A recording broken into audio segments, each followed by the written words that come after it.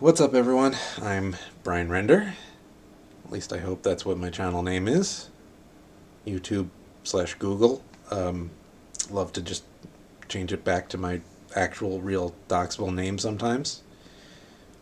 I'm not a streamer or content creator or anything. This was just a dumb little idea I had for a project that would help take my mind off of current happenings of the world. I can't imagine I'm anywhere near the first person to do this, to give Kingdom Hearts characters their own Digimon lines, but I thought it would just be a fun little thing to do, put my own spin on it. I was originally just gonna, make a chart and post it in Discord or something, but as I was making it, I made some choices that I felt like I needed to explain. So here we are. Don't really know editing or anything, but I'm gonna try my best. See how it goes. Let's give it a shot. Let me at least move myself up to the corner up here so you don't have to look at me the whole video. Now, I figure this is gonna hit Kingdom Hearts fans more than Digimon fans, so I figured I would start with a little explanation of Digimon for those unfamiliar, and for those who are familiar, I'll see if I can figure out timestamps to put something here, hopefully. If not, oh well, watch it anyway. I don't care. Digimon are digital monsters, and Digimon are the champions. That's deeply ingrained. Yeah, Digimon are creatures who are made of data, who live in the digital world, likewise made of data. Real world, it's a spin-off of Tamagotchi. When they saw they weren't as popular with the young boy demographic, they said, what could we do to recapture that audience? And they said, hey, what if instead of little baby creatures, you raised Godzilla monsters and fought each other? And here we are, Digimon.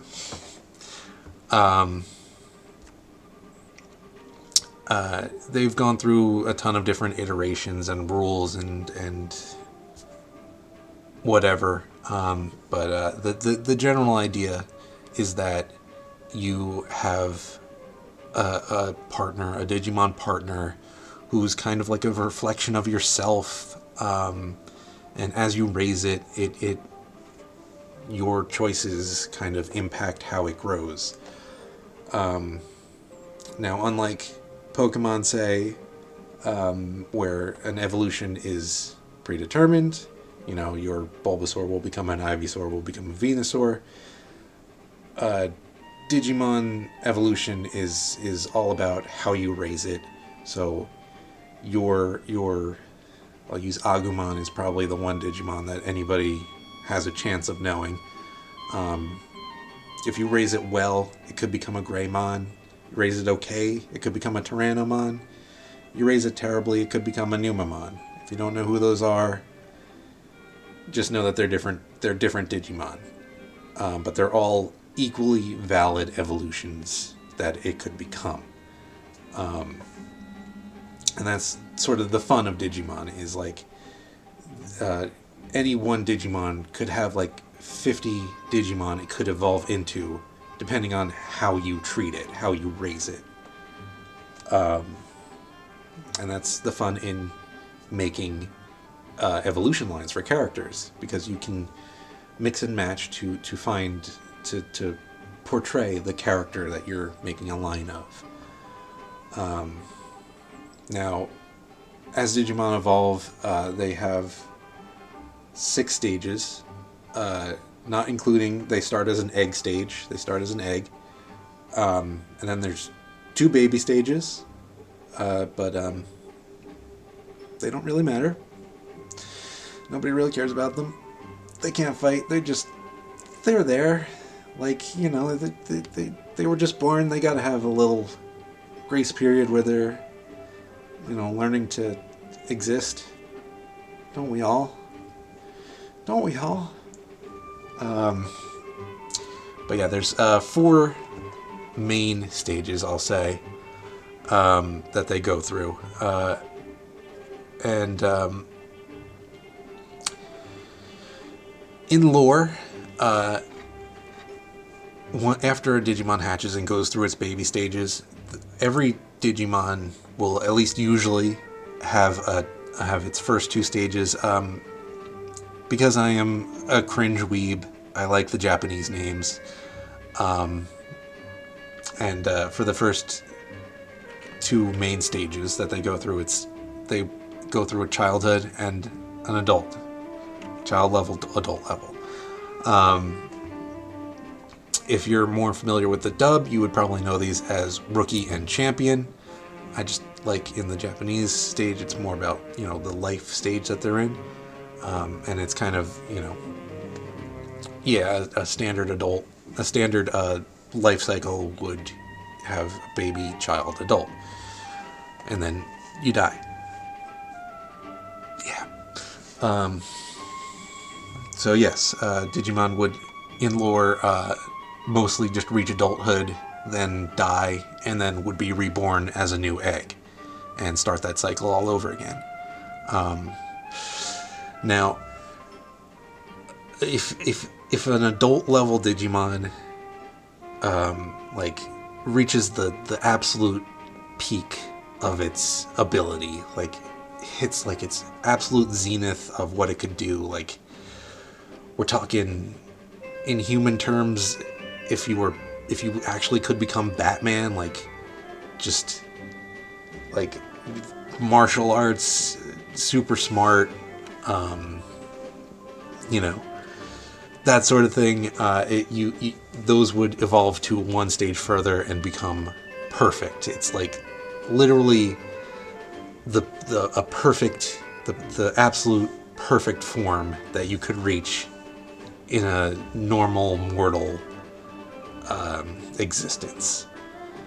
That's what perfect level is. And it's a very rare thing to achieve.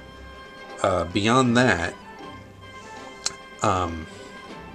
this is a stage that was actually added a little later on, is the ultimate stage. And that's, if perfect is Batman, I'm going to regret saying this, ultimate is Superman. And I say that I'm clarifying purely on ability. I don't, no arguments on who would be who. Ultimate is like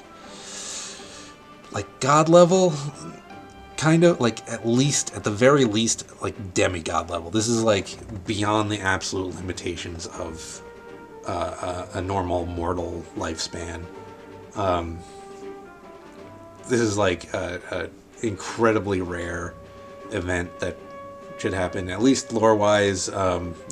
If you're playing the games or watching the anime, they just start spitting these out at you constantly towards the end.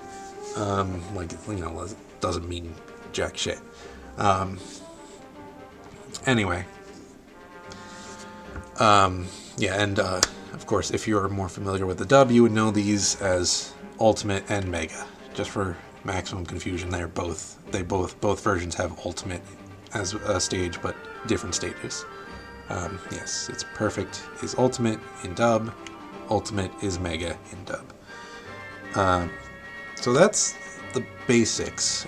There are a couple oddball things that don't quite play by the rules of this life stage, evolution stage system, and we'll get to those. I think in this chart I have at least 3 of those exceptions that we're gonna have to go over, but we'll cross that bridge when we get there.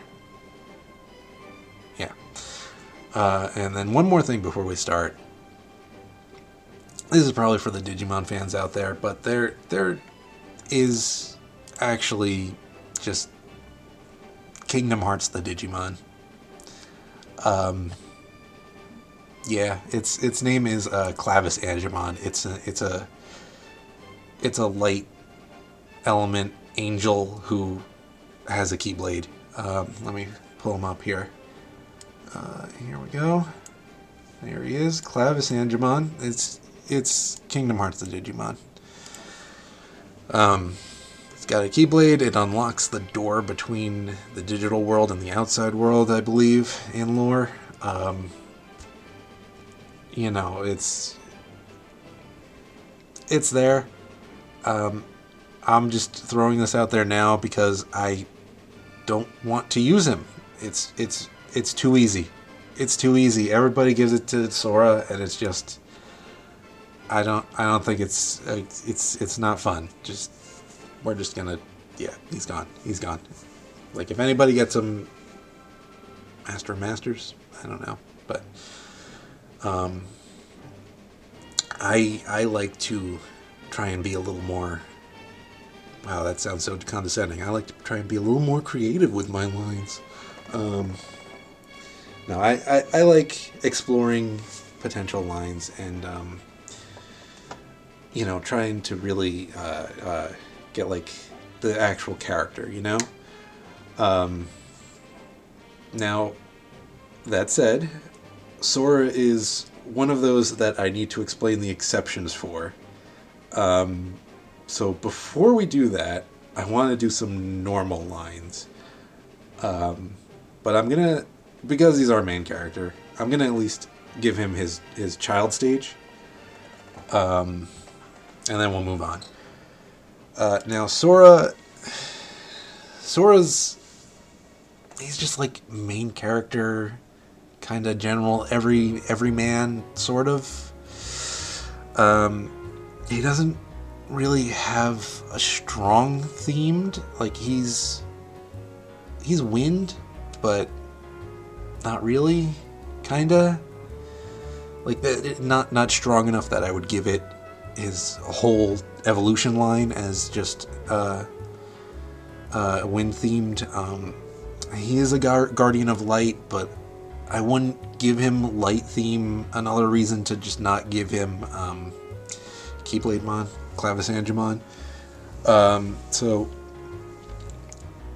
what is Sora's thing? Friendship. You know, his probably his most famous line is "My friends are my power." That's actually true. He derives strength from his connections to other people, his friends. And to that end, what really fits him? Well, I went with a Digimon called Kotemon. Let's see if I can throw its name in here. Not Copdemon, Kotemon. Kotemon is, in contrast to Sora, actually, it's kind of a shy and timid little Digimon who always hides its face in its kendo gear. He's a little swordsman. He's got a little practice kendo sword. But its profile clarifies that it cares very deeply for its friends and has a very strong sense of justice, and I think that matches Sora perfectly. But to that end, a Digimon's not always, you know, a pure reflection of you. Sometimes it's like a reflection of what you need. We all know Sora could stand to, you know, tone it down a little bit. Kotemon is a little bit serious. He's very hardworking and diligent and trains very hard. And, you know, it's something Sora could learn too. Something his Digimon partner could teach him.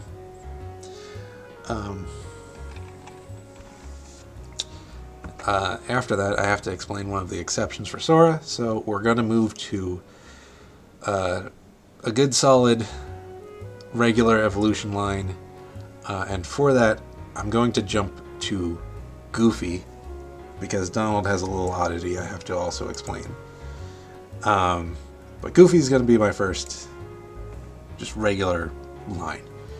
And my picks don't go quite as in depth for him. But his child, I gave him Ludomon. He's a little guy with a shield. He's very defensive-based Digimon. I'm gonna scroll down so you can actually see him. Why not?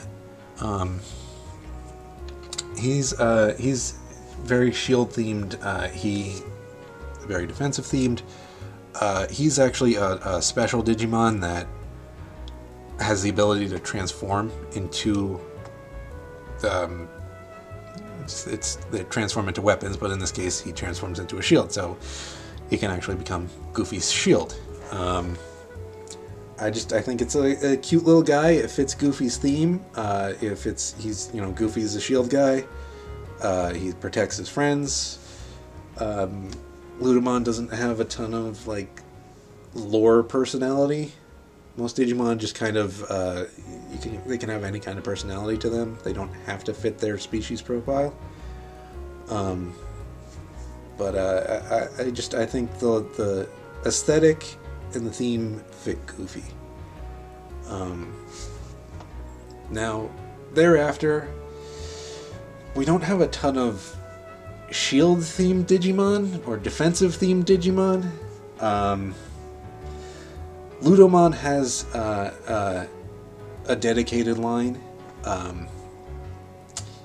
do I explain that?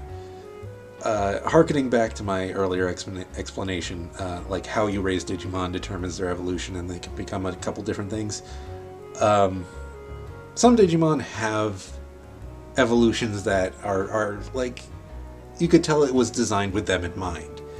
Like, I'll go back to Agumon. Agumon has Greymon, which is just a large Agumon with, kind of a skull helmet on it. And then Greymon has Metal Greymon, which is Greymon who's been cyborgified. Pretty sure that's a word. I'll use it, whatever. Cyborgified. Yes, so like it's kind of obvious this is just a Greymon who's had alterations done to it. But that said, Agumon doesn't have to become a Greymon. Greymon doesn't have to become Metal Greymon. Likewise, something else entirely could become a Metal Greymon. And, you could just do any kind of variation. But that's kind of like a intended evolution line for the Agumon line. So Ludomon was created with its own sort of intended line. It has like an adult level, a perfect level, an ultimate level that are made specifically with Ludomon in mind. And they are shield themed, but they're a little more robotic, and they don't fit Goofy. And I don't like use. If I can help it, unless it's like really perfect, I don't like using the predefined intended lines. So I'm not going to use Ludomon's line. Instead, I'm going to go with it's not shield themed, but I went with this guy whose name is Gladimon, short for Gladiator. Again, he's just like a cute little guy. Which I think it fits Goofy so well to have, cute little cartoonish dudes to have. And I'm gonna break that in the very next evolution, but yeah. Whereas Ludomon was, in line with his defensive theme in mind, I think Gladimon could be, his sword to Goofy's shield. Like, Goofy could be the defense, Gladimon could be the offense. He just like a cute little cartoon ball thing with swords with big gangly arms. Yeah. After that, this would take to reach a perfect level. Really takes like a big moment. So I think maybe the chasm scene in Kingdom Hearts 2, or maybe even Kingdom Hearts 1 when he defends Sora against Riku at the very end in Hollow Bastion. This could be his moment to reach his perfect level. But I'm going to give him kind of a very plain evolution, and he gets Nightmon. Nightmon. Be inside the box there. This is a guy who just is a big knight. He's the Disney royal head of the guard, head of the knights, head knight. What is Goofy? I don't know. He's something like that. Sure, it's fine. Yeah, it fits him. Again, there's very few shield and defensive based Digimon.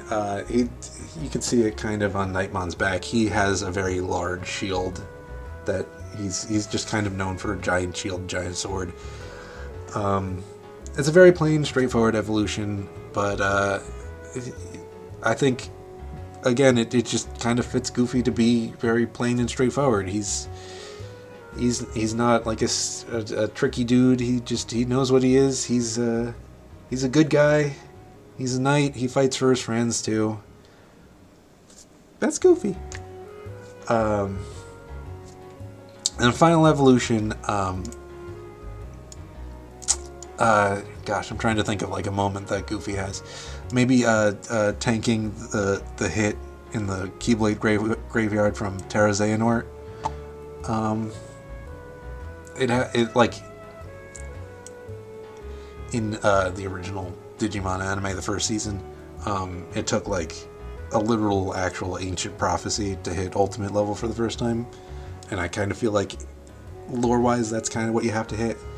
But I think that's a good enough moment for Goofy to reach his ultimate level. It's a bit small, so I'm gonna picture's a bit small. So I'm gonna bring it in large so you can see it. This is Craniamon. This is actually part of a group of Digimon known as the Royal Knights of the digital world. They're like the god of the digital world. There is his personal servants, sort of thing. Craniamon specifically is just a very heavy armor, just kind of a very tough dude. But his special ability is that he can like absolutely shut down any kind of attack. Craniamon. Or is it Cranium? Might be Craniummon. One of those is the dub name. He's just like has absolute defense for a couple seconds, and I think that's a good fit for Goofy. It's a good excuse for why he can not to diminish Goofy, but to like help him withstand Terra Xehanort's attack on him. And there we go. That's Goofy. Let's go to Donald. Now the reason I skipped him is because we don't have a ton of magic-themed Digimon. This is very much a Japanese series. They love their hand-to-hand brawlers. They love their knights. But when it comes to magic, we're kind of a weak point. So the reason I say that is because Donald's child level is going to be a Digimon called Rurimon, who is technically not a real Digimon. This was in Japan. They had like a Kickstarter for something or other, and it was like if you pledged the very top tier, which was several $1,000s, the actual like Digimon artist would draw your own Digimon. Not like as an official Digimon, but it would kind of be shared, and like So it's not really a real Digimon. It doesn't get used in any Digimon media, but it's still fun. It's still nice to have it and use it, especially because this is a magic-themed Digimon, and we're sorely lacking in those. But Rurimon is, I believe the person who requested it just said he liked Agumon and he liked the color blue, and the designer kind of ran with it, and he made him a magic-based Agumon. But he's got like a cute little magic pouch and magic book, and he looks like a little magic student who I think would kind of look to Donald as his teacher and want to learn magic more from him. And of course Donald would be a terrible teacher. And just, wouldn't be the best about imparting magical knowledge to him. But after that, once he's, I think, gotten a little bit in the hang of his own magic, I think we're going for an old standby. Wizardmon. Let me make that a little smaller so you can see the name. We're going to give him Wizardmon as his adult stage. Once he's a little competent, he's just kind of the quintessential wizard.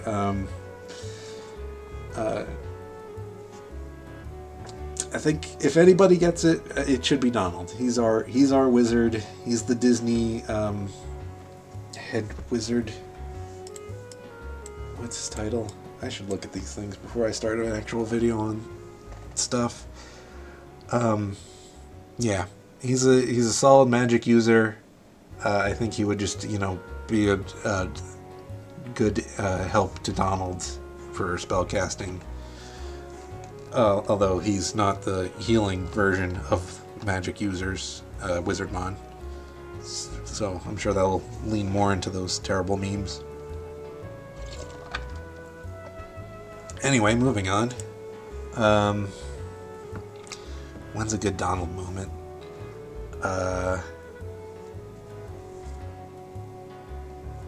Donald's always kind of like following Goofy's lead. He never takes the initiative for himself. I don't know.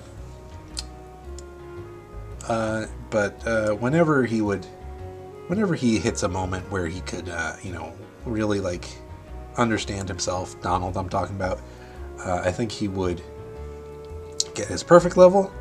And again, we're really lacking on those wizard characters. But I thought it would be really funny if, when everybody hits perfect level, they start getting these, huge, super strong creatures.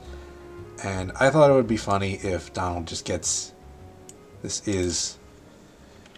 In the dub...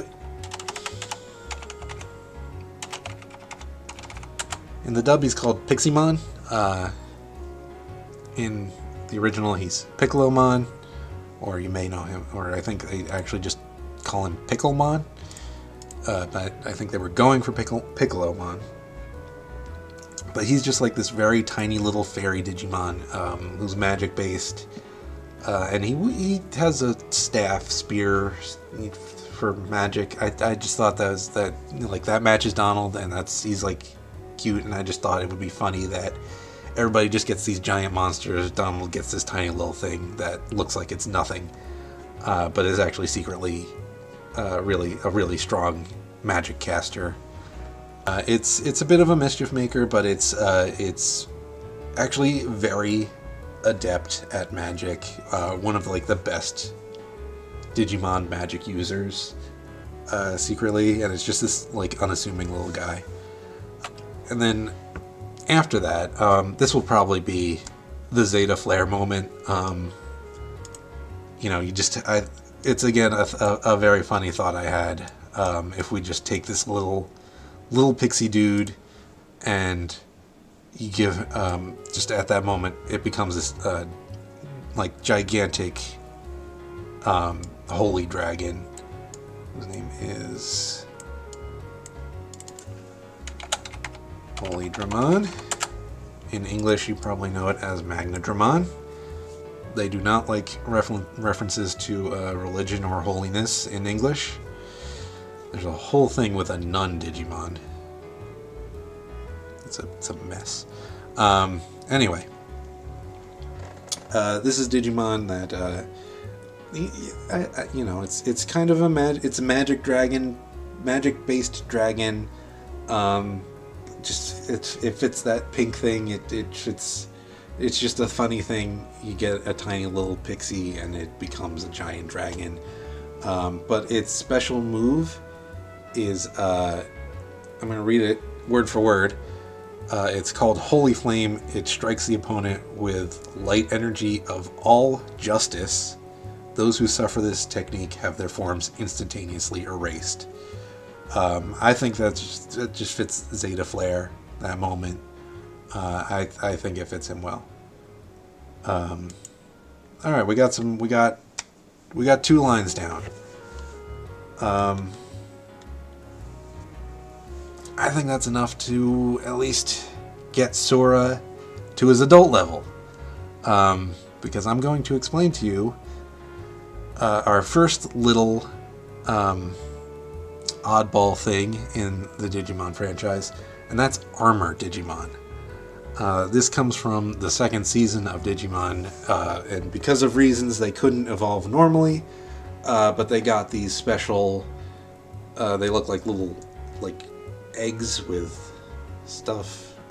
It's hard to explain. I think they just called them Digi-Eggs in the original dub version. They're called Digimentals in the original Japanese. They are like special items that allow Digimon to evolve to special forms that they otherwise couldn't access. A while later, like within the past couple years, this is like 20 years later, they kind of retconned it so that you don't need those items specifically to evolve to these forms, but they are like otherwise very rare and very difficult to achieve these forms otherwise. So like it's not something that like Sora would find this item. It's more like it's just an evolution that he would achieve. That's just kind of a rarity that would happen. So that's for his adult form. I gave him the Digimon Yaxamon.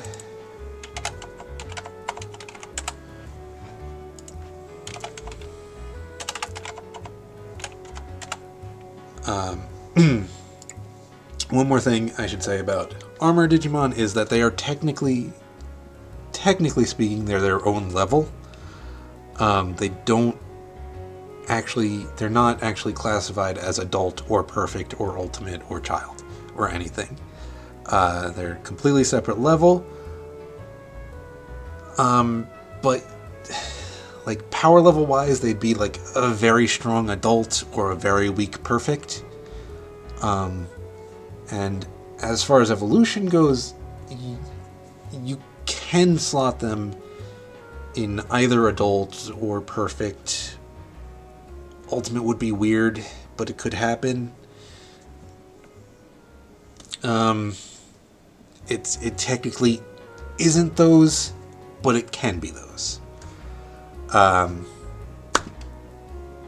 That's our first thing. Okay, so Yaxamon. Yaxamon is very much a Digimon that it punches above its weight class. It's definitely on the stronger side.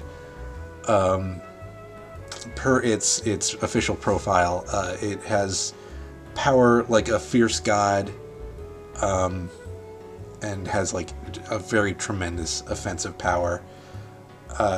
Just visually, I feel like it matches Kotemon. With the kendo and the swordsmanship, and just Sora's general, vibe. But much like Kotemon, Yaxamon also has a very strong sense of justice, very strong devotion and righteousness and respect.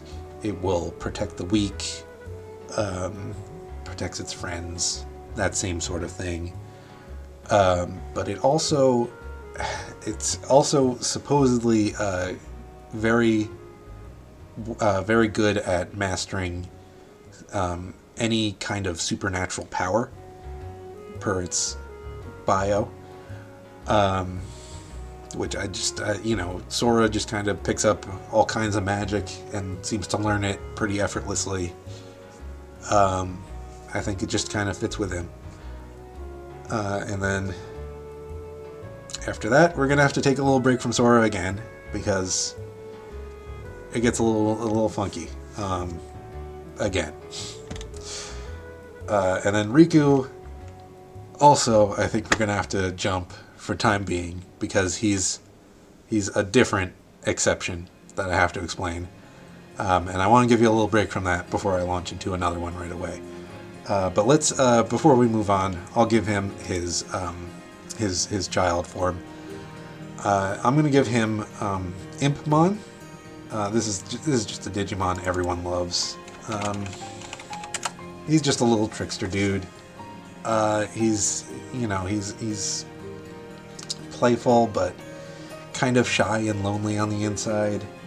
I think that's kind of a reflection of where Riku is, even though he won't admit it. He's afraid of being abandoned by Sora when he finds them, having met Donald and Goofy. It just fits Riku's vibe very well. I could have given Impmon to like 12 different characters in Kingdom Hearts. It's just, everyone loves him. Could have gone anywhere, but I think Riku gets that honor. And then we have to move on before I have to launch into another explanation. Kairi. Let's do Kairi. Kairi was a bit of a tough one.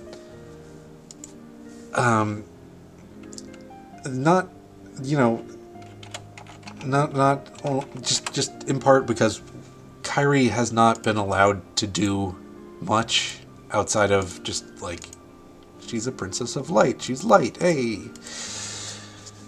And then she shows up for one fight in a DLC and hasn't been allowed to do anything since then. I actually didn't play Melmem, so I don't know. Whatever. So I actually started with Kairi's adult level, which is a very special Digimon called Huddymon. This is one of those more detailed ones. I think I gotta make big first so you can see it. Huddymon is a butterfly-themed Digimon. Hello. Don't disappear on me.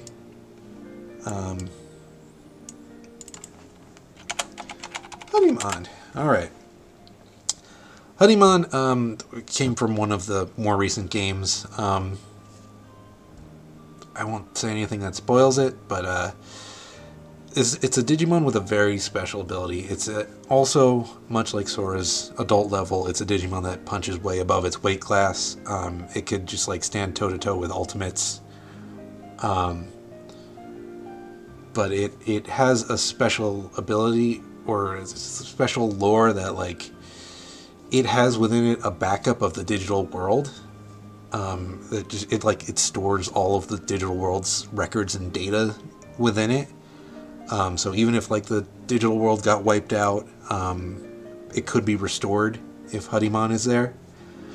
And I just think that's kind of like Kairi's, I don't want to say it's Kairi's thing, but like, she saves Sora from when he falls to darkness.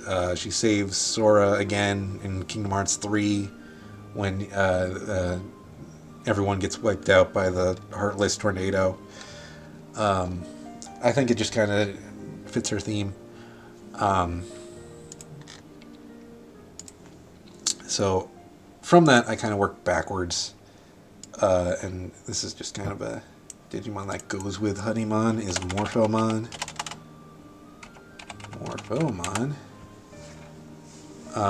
It's a butterfly-themed Digimon. It just kind of fits. I don't know if it has anything that specifically sticks out for Kairi. It's a shy Digimon. Feelings of enjoyment towards nature and a carefree personality. It touches anyone it has seen for the first time to determine whether they are safe to be around or not. And if they are, and if it has taken a liking to them, it will follow them. Sure, it's a good one. It's a good one. Not super specific to Kairi, but we'll stick with it just because I think Harimon is a good evolution for her, and she doesn't really have much going on for her. Perfect level, I kind of Kairi's got kind of a flower theme to her. So I went with flower butterfly sort of thing. So for her perfect level, it's actually kind of a downgrade from Harimon, but gave her Lilamon. Harimon is supposed to be ultimate tier, but it's adult level evolution. Lilamon actually though, it's a fairy Digimon. It says it's a flower that's loved by everyone. It's pure and it's innocent, and despite its beautiful appearance, it's said to govern over death and rebirth. Just kind of something that felt along the lines of Kairi. I didn't really want to go angel and light. Again, I kind of want to go a little deeper than just she's light. She's a light character. I want to fit more with her flower theme. Even though Pat... in her final form, hard swerve away from from flowers and butterflies. Hard swerve away from flowers and butterflies because I gave her a bird. This is... Let me make sure it's in frame here. This is Valdermon. I went with this because in her fight, the one fight she's allowed to have and win in Kingdom Hearts 3 with Sora, they're team moved together. They had the angel wings. So here, fully realized, when she reaches her ultimate stage, I think that's when we can give Kairi a light-themed Digimon.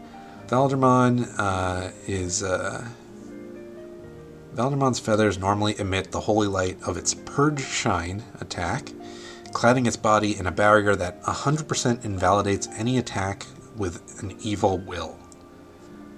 I think just having that theme, that light theme, the feather theme, I think that went with Kairi. If we get more Kairi, I'll come back and reevaluate.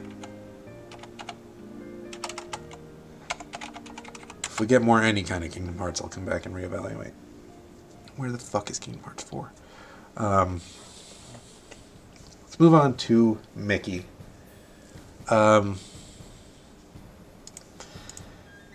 Mickey's a hard one because he's just good. That's his personality. He's just good. He's happy. He's a light dude.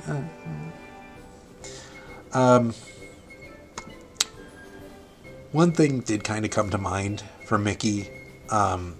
It's very early Digimon days.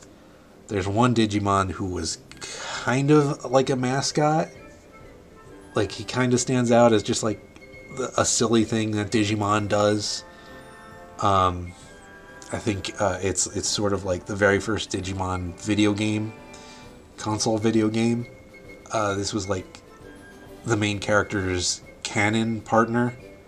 But this is a Digimon who I'm going to also make big so you can see it at first. This is a Digimon called Mamemon. It's actually a sentient edamame bean who is just ridiculously muscular. But it's a very tiny Digimon, much like Donald's.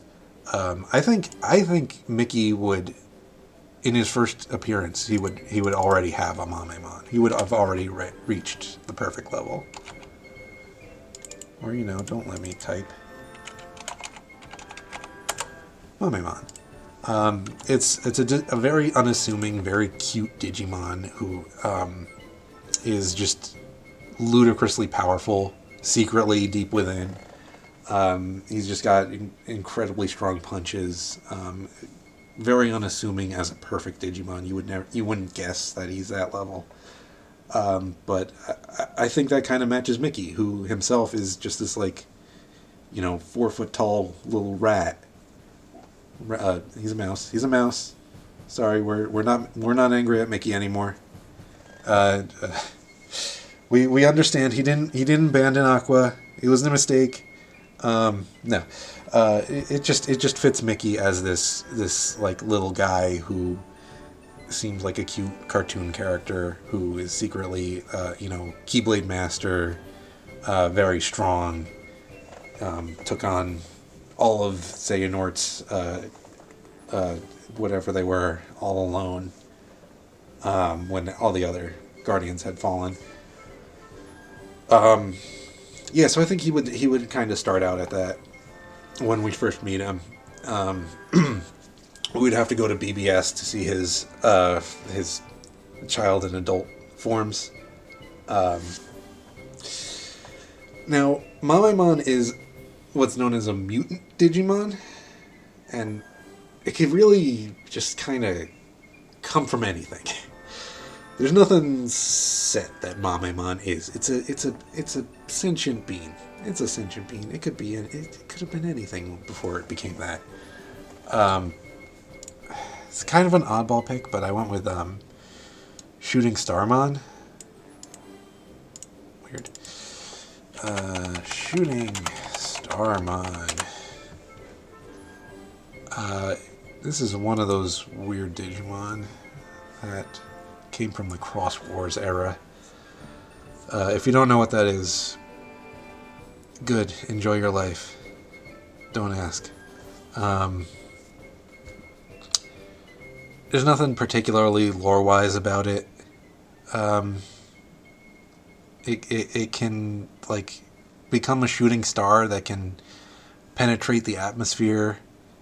So I was kind of thinking, like, this could have replaced Mickey's Star Shard. Or, like, at a moment of need, it could have, you know, where he lost the Star Shard and someone else picked it up, Ventus. I forget who. It could have been his alternate way to get around. And then coming from that,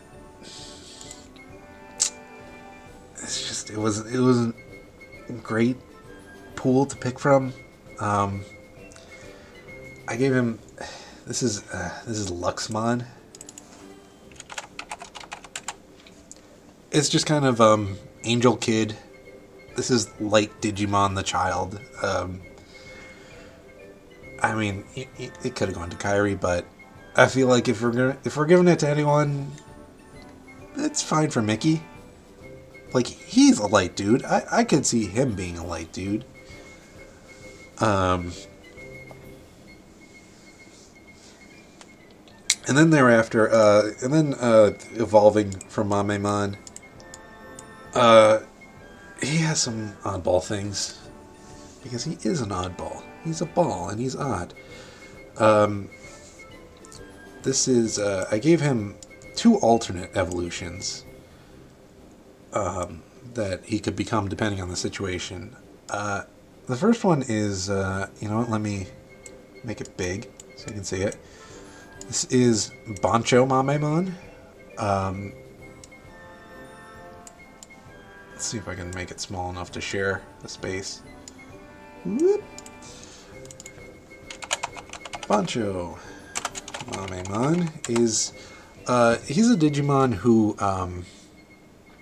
well, I think he just kind of evoked that, like, the, you know, hooded cloak Mickey when he's, you know, at the Kingdom Hearts 2 before he throws the cloak off when he's in undercover.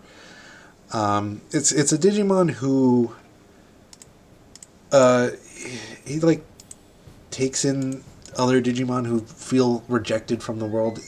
If you know, like, the Bancho culture in Japan, it's kind of that thing. He protects, he protects vulnerable, rejected Digimon, and it feels Mickey-ish. You know, he's gathering up these poor children who've been, you know, thrown from their worlds and gaslit by 80-year-old men who want to use them to reset reality. Yeah. The other evolution I gave him was, let me make it bigger again. This is a Digimon called Tonosama Mamemon. We're pretending this is a where'd the text go? Where'd the text go, Google? Yeah, let me make it smaller so they can share. Tono-sama Mamemon. Hey, word wrap would be cool. Was it Alt Enter?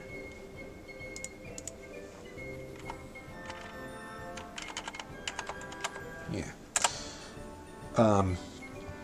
This is a Digimon who... this is sort of like a Japanese culture sort of Digimon, but it's just kind of a very cheerful Digimon. It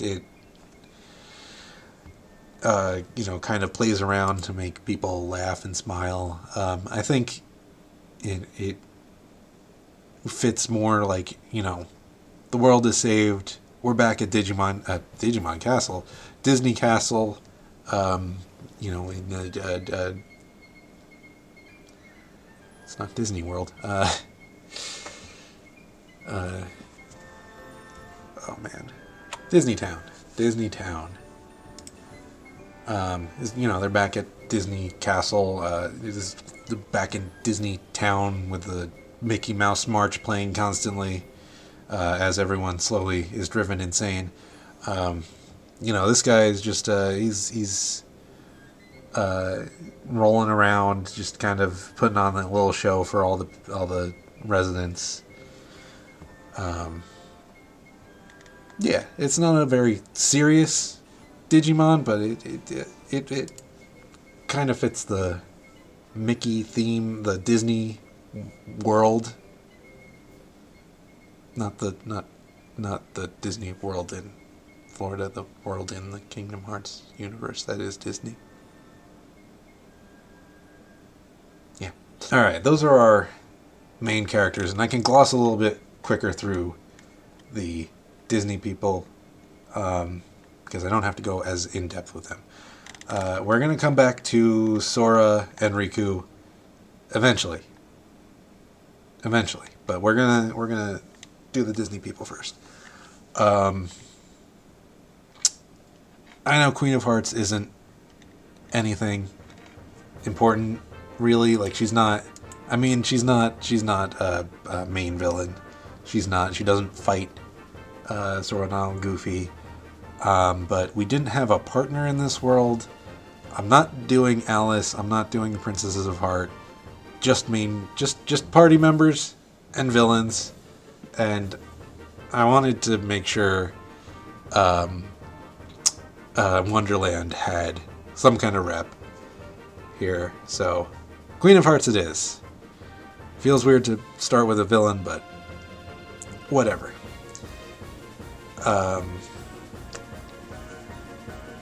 There's a couple card-themed Digimon we could have gone for, but if I ever come back to this and do like Kingdom Hearts 2, there's another character who I think is a little more deserving of the card Digimon. So that said, we have some chess Digimon that I think would fit.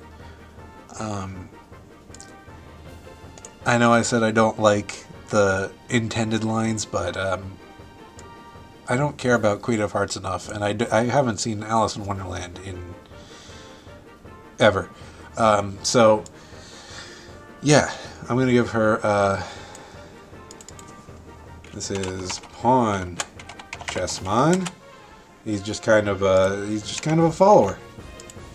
He just, I think that would fit Queen of Hearts well. She wants followers, she wants blind obedience. Comes Knight Chessmon. Let's make him small enough that I can put words in. Knight Chessmon. Becomes... Now, I don't think Queen of Hearts is someone who could evolve beyond adult level, but we'll throw him in anyway. Knight Chessmon is just someone who, you know, apparently throws giant darts. It kind of leans into Queen of Hearts, like just, you know, old-timey game stuff. And then Bishop Chessmon. It's a long-range attacker. Nothing super personality-wise to it. Now, I said especially she wouldn't get past the adult level, but definitely not past perfect level. But if she did, I think it would be really funny if she just had a King Chessmon. King Chessmon. It's a Pawn Chessmon with a crown on it. It's like... it's supposed to be very unassuming, and it's just a useless Digimon. Like, it's strong. It has some strong attacks, especially if its life is at stake. But its main thing is running away. But I know, I at least remember from Alice in Wonderland that there is a King of Hearts, and he's just kind of this like meek little dude who suffers under the Queen's wrath. I'm just kind of like picturing her having a King Chessmon and the King of Hearts together and just not even bothering to tell either of them apart. Just constantly confusing each of them for each other. Certainly wouldn't use him to fight, but he'd just be there. He'd just be around, you know. Whatever. Let's move on. Hercules. Now, I have a perfect ultimate level for him. It feels weird to start from there, but we're gonna do it. He's a god anyway, at least in the Disney version. He's only a demigod in the real myth. Like, he's... we kind of like scatter the movie across all three games. All the games, including the side games. So I don't know when he would achieve this exactly, maybe after saving Meg in 2.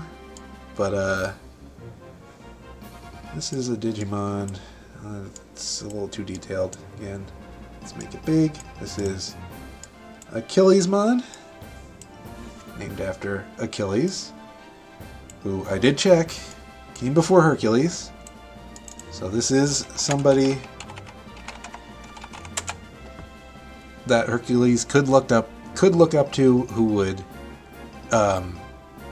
form his Digimon partner. He's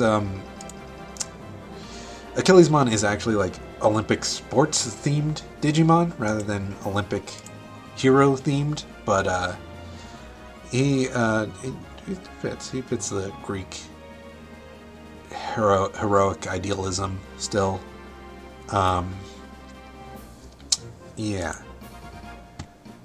Now there's actually a couple Greek mythology themed Digimon that we could pick from, but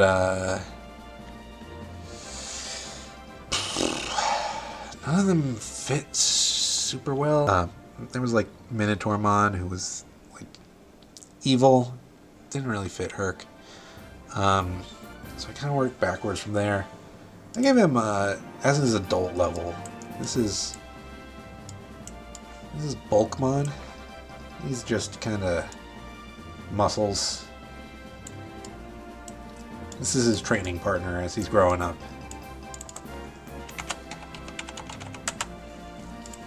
Bulkmon. He's just a big bodybuilder dude. He's just, you know, an ideal for Hercules to go for to help him train.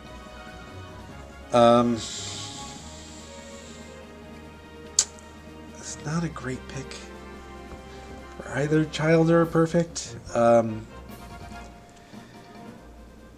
gonna give him Vmon. Vmon is just like protagonist of the Digimon. And again, it's too easy of a one to give to Sora. But if it's Herc, he's a very hand-to-hand brawler, very physical guy. He's very, he kind of has a personality similar to Child Herc. You know, a little rambunctious, a little bit mischievous, but well-meaning. Generally a good guy. Bulkmon to Achillesmon. I'm gonna give him Flaremon. That's Flaremon. It's a fire-themed Digimon. There's nothing super great about it, but I think it bridges that gap. It's a muscular, furry. It goes to Achillesmon. I think it bridges the gap here. Hercules fought a lion. That's a thing. That was one of his trials. Its profile says it would brave any hardship for the sake of its comrades. That's something Herc would do. That's heroics. It would teach him how to do that. That's perfect. It's perfect. I don't know what you're talking about. It's perfect. It's Flaremon.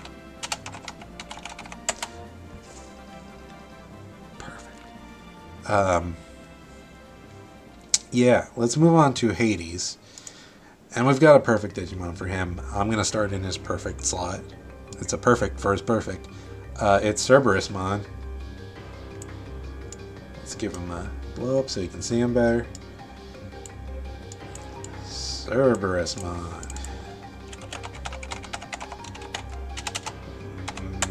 One of these days I'm going to learn how to type. Cerberusmon is not... It's actually kind of weak for its level. At least when it's been shown in the anime. This thing just constantly gets trounced. Like a chump. But you know what? It kind of fits 80s. It fits him. It's fine. Yeah. It is a tough Digimon. It's kind of fits real Cerberus. The heads on its shoulders are actually alive and have sentience. Doesn't have anything too special about it otherwise. It's also the watchdog of hell in the digital world. I think it would just kind of like Hades would just kind of sick it with Cerberus, so you have 6 heads to deal with instead of just 3. I'm actually going to go to his ultimate next, because he is already a god. I don't know what kind of trials he would have to undergo more, but there's another perfect one for him. It is a Digimon called Plutomon. Hey. Which is, of course, Hades' Roman name.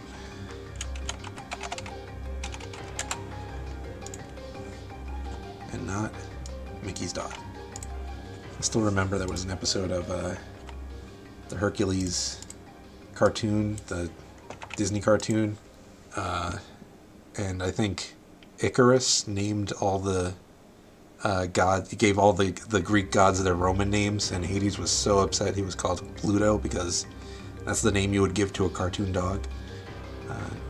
It's just a funny little gag. Anyway, that's in Digimon lore. Plutomon is also the god of the dead. It's more valorous than Disney Hades. You know, he punishes criminals and villains who, you know, deserve to fall into the realm of the dead. And he likes to punish the wicked. But it's still like it is Hades the Digimon. So I think it's good for him. Now we work backwards. For his adult level, we want to stick maybe dog themed, at least fire themed. So I'm gonna give him. This is Lugarmon. Let's slot him in place here.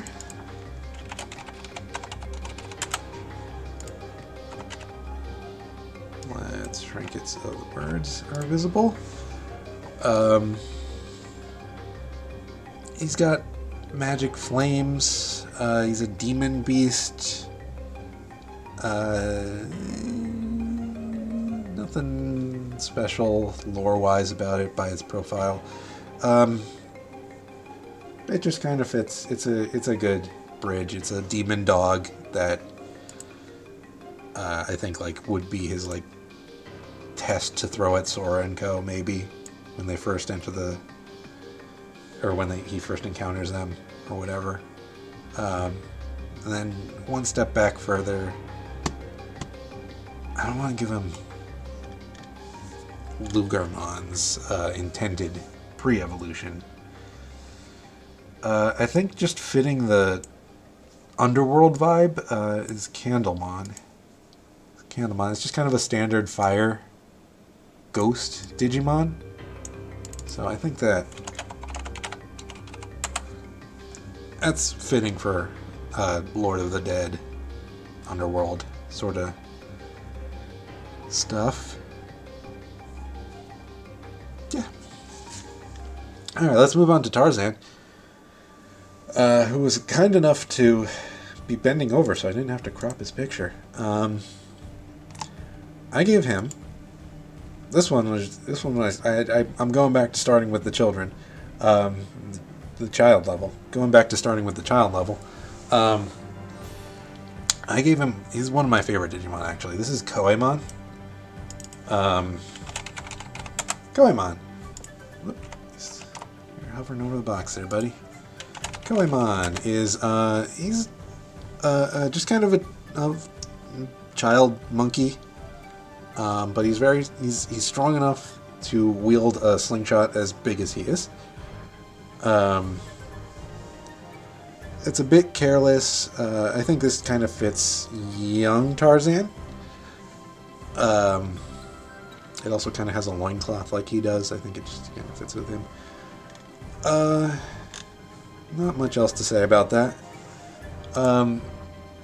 From there, we're going to give him... this is Hanuman. I believe this is Apemon in English, which fits, but he's more of a... He's just kind of a beast man sort of thing.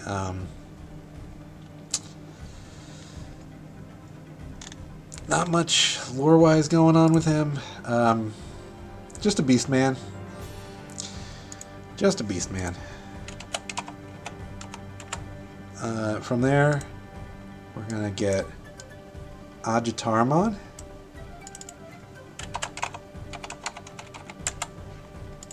And we're suddenly not centered, so I don't know what's up with that.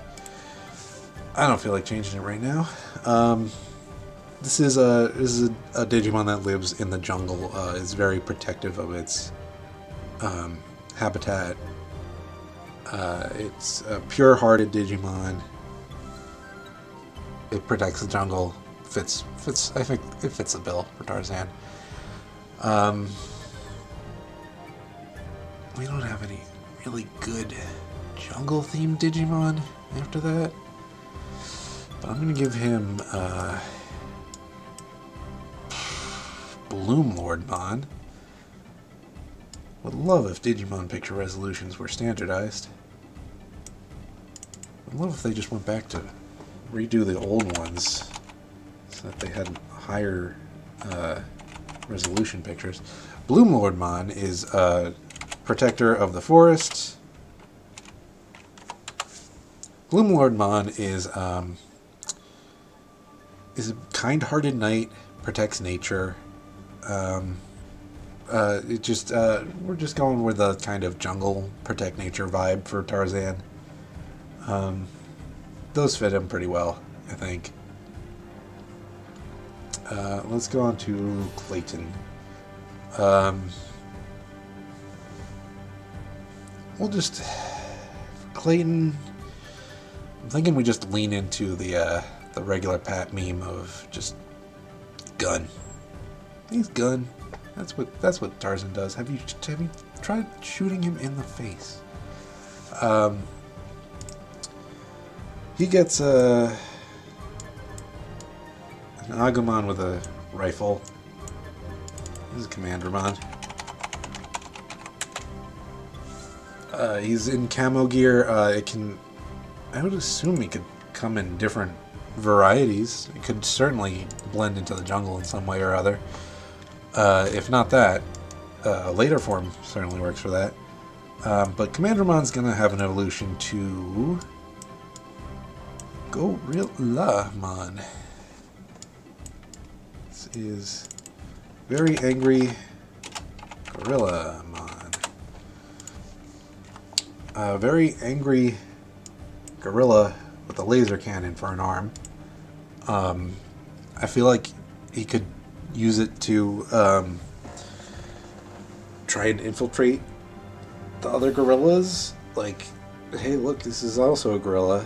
And they don't realize that he has a laser cannon for an arm until it's too late and they're attacking the gorillas. Something like that. Or maybe there's like a lesson in there. Like, even though this guy is a gorilla, he's not what's best for the tribe. But even if the Tarzan's not a gorilla, he fits in. It's whatever, something like that. You guys get where I'm going. After that, I'm gonna need help spelling this one. He's gonna become a little sniper dude. This is called Gillied Human. Right down. Okay. Gillied Human. This whole thing. Where'd Agitarmon go? Ajarmon? Hey, Agitarmon. Okay. Gillied Human. This is a sniper Digimon. It's a very skilled hunter, hides in the forests. Very territorial about hunting grounds. Just got that hunter vibe, you know. From there, we're just gonna lean into the gun meme. We're just doing it. It's everyone's favorite gun Digimon. The dragon made of guns. This is Gundramon. It's a dragon made of handguns. I think everyone likes to joke because there's like the meme that Digimon is just Pokemon with guns. So it's like, yeah, that's what you want. Here's a Digimon that is just guns. It is just guns. This is probably like end of Deep Jungle with Stealth Sneak. Like, yeah, you're fighting a giant chameleon, but how about if you're just fighting a giant gun dragon also?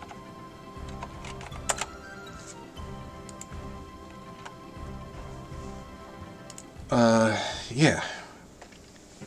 Let's move on to Aladdin. Aladdin has some tough ones. There's one Aladdin definitely could get. I know it jumped to a lot of Digimon fans' minds. And he's not getting it. Because it's too easy. We don't do that here. No, I gave him... This is Sunarizamon? Sunarizamon. Or Sunalizamon. Whatever you want to go with. I don't know if they settled on a translation yet. Because they keep changing it with card games and anime and stuff. And the V-Pets, whatever. This is it's a lizard and it's made out of sand. And to that end, it can just kind of like melt into sand and just hide itself there. So I was thinking like this could be kind of Aladdin's little secret thing that helps him hide in the city. Like this guy just kind of melts into the ground or into stone walls or something, shows him secret passages or spies on the guards or something. I think it would definitely help him out in his thief era. And then this guy actually was just made. This is Landramon. It's just kind of bigger. Sunarizamon. It is the intended evolution for Sunarizamon. It can be a little bigger. It can be a little more amorphous. It's definitely more adept at sand combat. I think its special move is to like dive, to like melt into the ground and then just like shoot up with its claws, and impale things and like make and to make like quicksand pits. It could certainly help on his journey to the Cave of Wonders. I don't really want to go like full just plain desert theme for Aladdin. It feels a little boring. I don't have a ton of like treasure themed Digimon. Alright, I know what I'm gonna do. We're gonna give him... It's a very controversial Digimon. Don't ask. This is Shakuamon. Shakuamon. I think it's just kind of like lamp treasure themed. It's a holy Digimon. It's supposed to be strong. It's supposed to be cool. Don't bring this up with any Digimon group.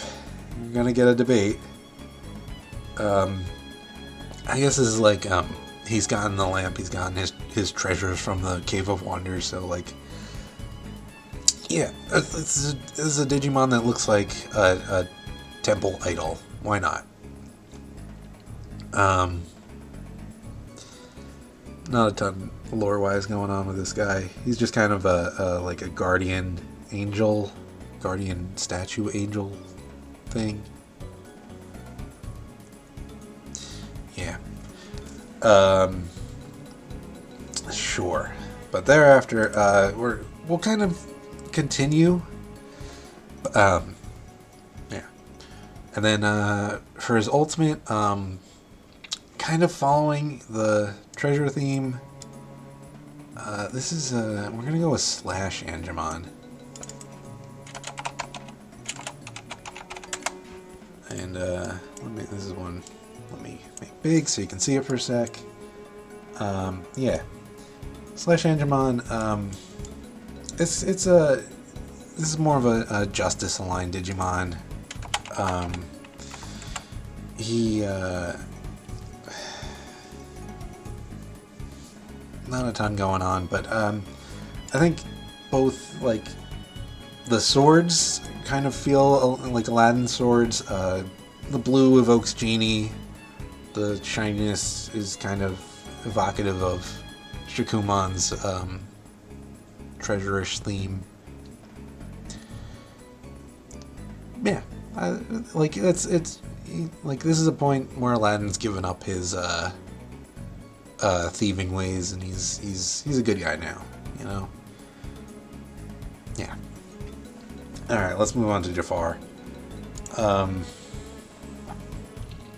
There's two Digimon that were definitely in mind for Jafar. Because he is a sorcerer, he gets Sorcerymon, who is Wizardmon but white. Oop, I almost wrote Wizardmon again. Sorcerymon. Now, Sorcerymon is like light and ice magic, which is not fitting of Jafar, but oh well. You don't have to be good. He can be an evil Sorcerymon. Whatever. And then I'll show you the connector I picked out first. Or let's just go. We'll backtrack. We'll go to child first. I picked a Digimon called Kudamon. I'm gonna make it big so you can see. It's a pipe fox, which is I think it's a yokai from Japan. Might not be a yokai, just kind of a little creature, little urban legend thing. It's just kind of like a very snaky fox, very long. I kind of went with like a white theme for Jafar, I guess. But it can fit itself inside this little bullet cartridge. I just kind of had this idea that like Jafar would get this cartridge that came from the Cave of Wonders, and that's kind of like where he gets his Digimon from that, and that's how he would kind of like get the idea to get the lamp from the Cave of Wonders. It's a holy Digimon also, which is not super befitting of Jafar, but it could be used for trickery. It's, you know, Kudamon, and specifically 2006 Kudamon, which is a separate species from regular Kudamon. It's a whole thing. From there, we're going to Sandiramon. Sandiramon is a snake Digimon. Jafar's got a snake theme that he's got. Sandiramon particularly is a very cunning and cruel Digimon. It likes to torture its opponents if it can. Not much else to say. But then this is the Digimon I was thinking of that everyone would pick for Aladdin. This is Lampmon. It's a genie. It's just a genie. What is with the alignment on these things? Sometimes it just does it and then goes back. I don't know. Yeah. I think it's what Jafar wants. He becomes a genie himself, so his Digimon becomes a genie. You just got genies coming from every angle in the final fight. He also probably he's a very disappointing Digimon to go with a very disappointing boss fight. It's perfect. It's perfect. I mean, like, look at this guy. This doesn't look like an ultimate. It's like a perfect at best. It's like a lame Digimon. I hate it. We're just gonna move on. I don't want to talk about him anymore. All right, Ariel. I didn't just want to do water themed. We have a bunch of water guys I could go with, but Ariel's journey is specifically that she wants to, go join the humans on the land, even though it doesn't happen in KH1, and we kind of revisit it in 2 to do the movie plot. But she's going to start with a C Digimon. Sangomon is this guy. He's like SpongeBob, but if he's made of coral. Stuff collects in his little reef helmet here. It's got like a little wind-up fish toy. It's a very cheerful, very fun-loving Digimon. I think it would fit in with you know, Ariel and Flounder. Not so much Sebastian, but he'd be another little thorn in Sebastian's side. But, you know, maybe he could help collect human artifacts for Ariel with his reef stuff. Now, controversial pick for the adult. I went with, this is Tobyumon. It's a flying fish Digimon. I went with it because it specifically can be land, air, and sea. It actually has the ability to walk around on the ground on its arms. I think just Ariel, it's kind of ugly, but Ariel, I think, would use it to just kind of visit land a little more easily. And you know, maybe at the beginning of her journey onto land, this is a way that it could come with her. Evolving from Tobyumon to a perfect level, I went with, this is Sirenmon. Sirenmon is, it's kind of continuing on that land and air, or sea and air at least. It's a bird and fish hybrid sort of thing. I guess kind of evoking Ariel's whole thing with giving up her voice. This it has a very sweet and very sweet voice. It can like heal people. It can like bring tranquility to battlefields. Maybe in the Kiss the Girl song, Sirenmon could be providing the actual music instead of just random nature sounds. Ariel's ultimate, I don't have a ton that are like water based but on land. I'm gonna go with this is Marine Angemon.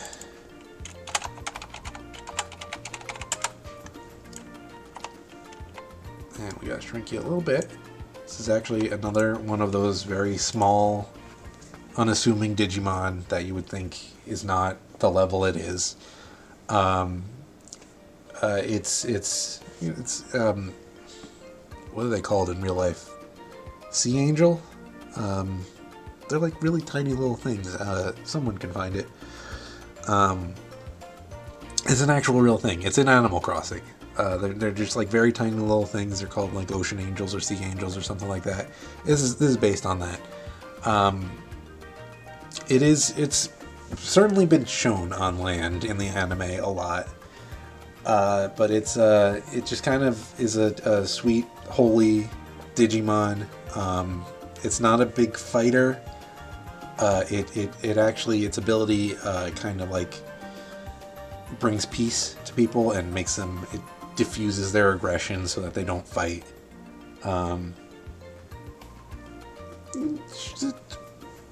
Yeah. I think it kind of works for Ariel. She doesn't want the ocean life. She wants a peaceful life with the humans. Sure. Ursula.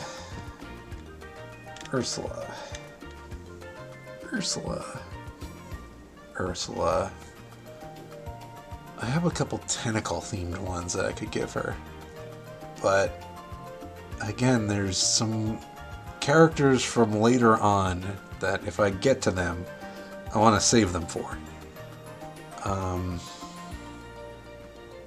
Let's start with, we're going to give her Sangomon. Sorry, not Sangomon.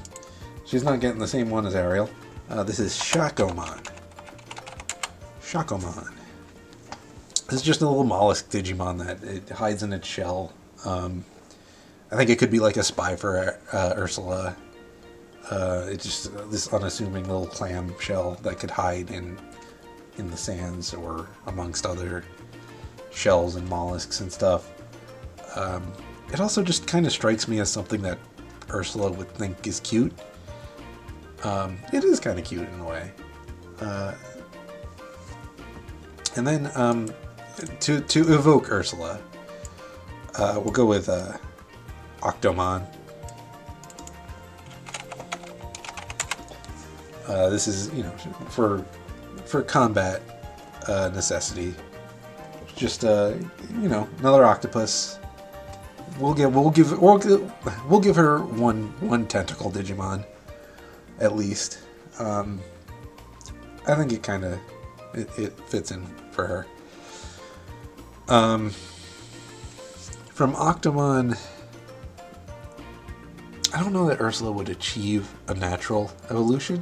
I think she would use her magic to create an evolution, which I'm using to justify this one. This is Marine Chimeramon. Let me make sure it's good and big so you can see it. It's kind of like a fusion of a bunch of different ocean Digimon. I think just like with her magic, she would just kind of create this monstrosity that, again, I think she would find beautiful. I think that's how they spell it. I'm not going to look it up for that. Next one I'm going to have to look up, though. This is something like she would, once she got the trident, she'd again force an evolution. I don't know if I'm even going to pronounce this right. This is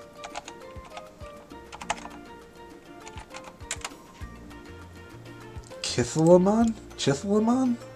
It's some Lovecraftian, unpronounceable nonsense. It's actually, I didn't even intend for this, but it's a recolor of Ariel's. The evil recolor of Ariel's ultimate. Chithalamon? This is a Digimon that also doesn't like fighting on its own. It kind of tends to brainwash other Digimon to do its bidding, which is very fitting for Ursula. I don't know if it would do much for Ursula in the story. Maybe like in the final fight or in the final musical, I guess. It would just kind of like sick ocean animals after Sora and co. Sure. Let's move on to Halloween Town. Jack is one who is very easy to pick out for. And if you know, you know. And we'll get to it. Because there's got to be someone who liked Nightmare Before Christmas on the Digimon design team. But to start, I'm gonna give him Ghostmon. This is one that definitely could have gone for Hades, but I wanted to save it for Jack because it fits him pretty well. It's a very shy Digimon. It's basically Zero if it was like a little witch ghost instead of a dog ghost. It likes to hide. It likes to keep its distance from people it doesn't trust. I think it's just perfect for Jack. He would hang out with Zero all the time. It would just be a nightmare finding both of them. From Ghostmon, there's actually another very famous ghost Digimon called Bakemon. Actually, let me pull it up. And this was my original pick for Jack. Hey, that's huge. Nope. Shrink. This is my original pick for Jack. But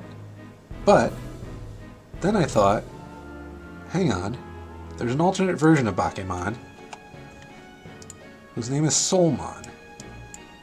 And prepare yourself for this, because this is Soulmon. That's right. It's Bakemon with a hat. add a hat to a Digimon, it's an entirely different Digimon. I think Jack would appreciate the extra little flair of a Soulmon.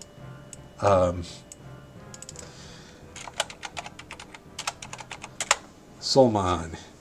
Yeah. That's perfect for Jack. He would love it.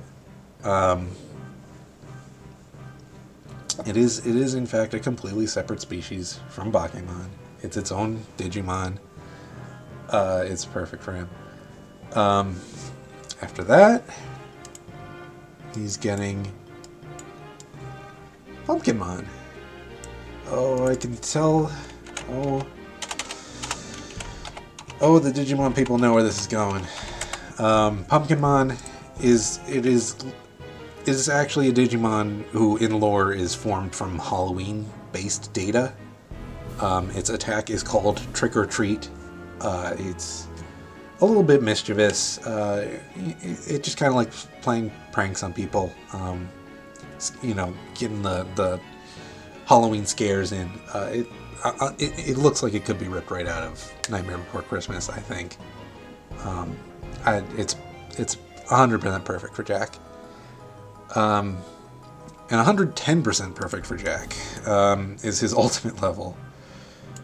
Prepare yourself for this one, because much like there is Kingdom Hearts the Digimon, this is Jack Skellington the Digimon. This is Noble Pumpkinmon, or Noble Pumpmon, I think in the original Japanese. It's Jack Skellington if he was a pumpkin, except with that little extra flair. I mean, there's actually one season of Digimon, 2 seasons of Digimon. Oh geez, I'm losing my Digimon cred.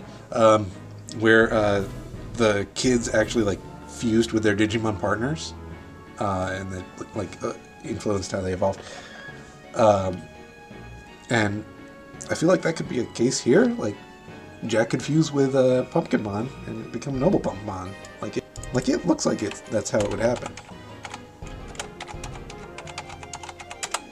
Gotta go a little smaller. And fun fact about Noble Pumpkinmon, his special attack is feeding you pumpkin soup until you explode. I'm not joking about that. You can look it up. It's weird. We don't have to keep talking about that. Now Oogie Boogie.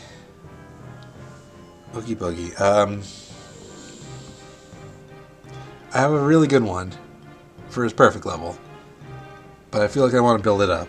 Alright, I have a pretty good for his adult level, and that's, this is a Digimon called Weedmon, or Zasomon, actually. I'm a weeb, I'm gonna go with Zasomon. I said I'm a weeb, I'm sticking to that. He is Weedmon.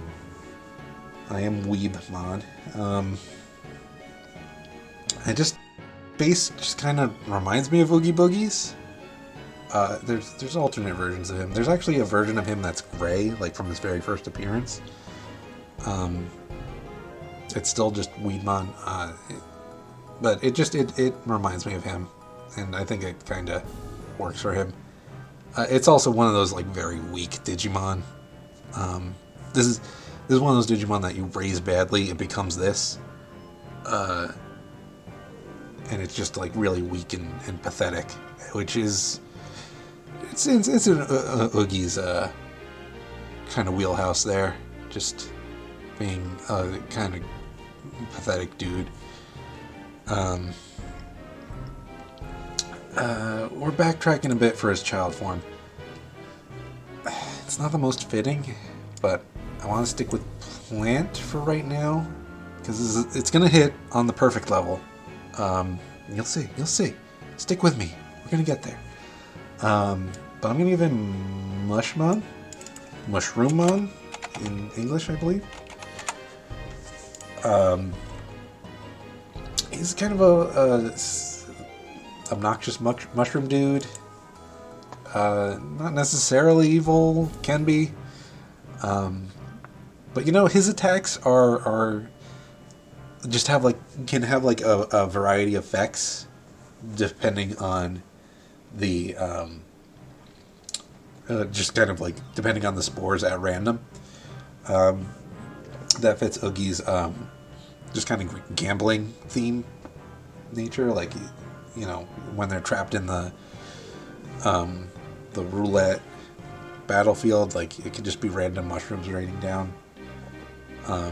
Now, the perfect level, so kind of the same thing as Jack, where like the high level would be Jack fusing with the Digimon. I'm gonna bring this out first. This is Entmon. It's a plant Digimon, but it's a Digimon who's died, or like the plant that he's made of is dead, but he's actually got like hundreds, thousands of bugs inside him that are moving its muscles. So I think like this is after Oogie's been defeated, maybe instead of Oogie's manner, like his Digimon evolves to the perfect stage, and all of Oogie's bugs go to inhabit it and make it move. So it's like that's perfect for Oogie. Is a being who's secretly a giant colony of bugs piloting a gross thing. And then after that it's going to be disappointing because it's just not as good. I'm going to stick with I'm going to go from plant to... so he went from plant, but now he's like bugs, so I'm going to stick with that. This is I'm going to make him big again. This is Tyrant Kabuterimon. It's just a very large, it's like a very dominant bug species who's just very cruel and evil.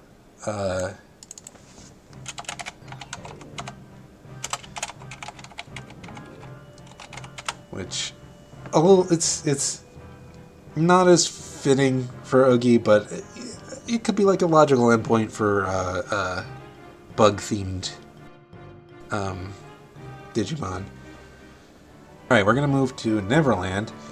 Oh, we're getting to the end here.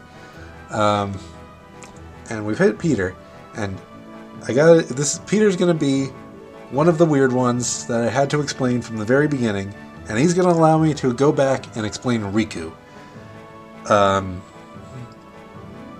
Yeah, but we're gonna do him first. So, actually, here's a fun, completely separate thing for the Neverland people, is there are actually just Peter Pan themed Digimon. There is a Petermon, there is a Captain Hookmon, but it's too easy. It's too easy. But that said, I'm still giving him Tinkermon. It's Tinkerbell. It's Tinkerbell the Digimon. It's exactly Tinkerbell. Exactly. She's, competes for Petermon's attention, so the Tinkermon and Tinkerbell, I think, would compete with each other to, get Peter Pan's attention. And you know what? Eventually, they would just realize that they don't need to compete. They don't need to, they don't need Peter Pan's approval. They're good on their own, and they can be friends with each other, and they don't have to compete. They don't need a man. Yeah. Anyway. Alright. Here's the next concept I have to explain. And it involves two special groups of Digimon.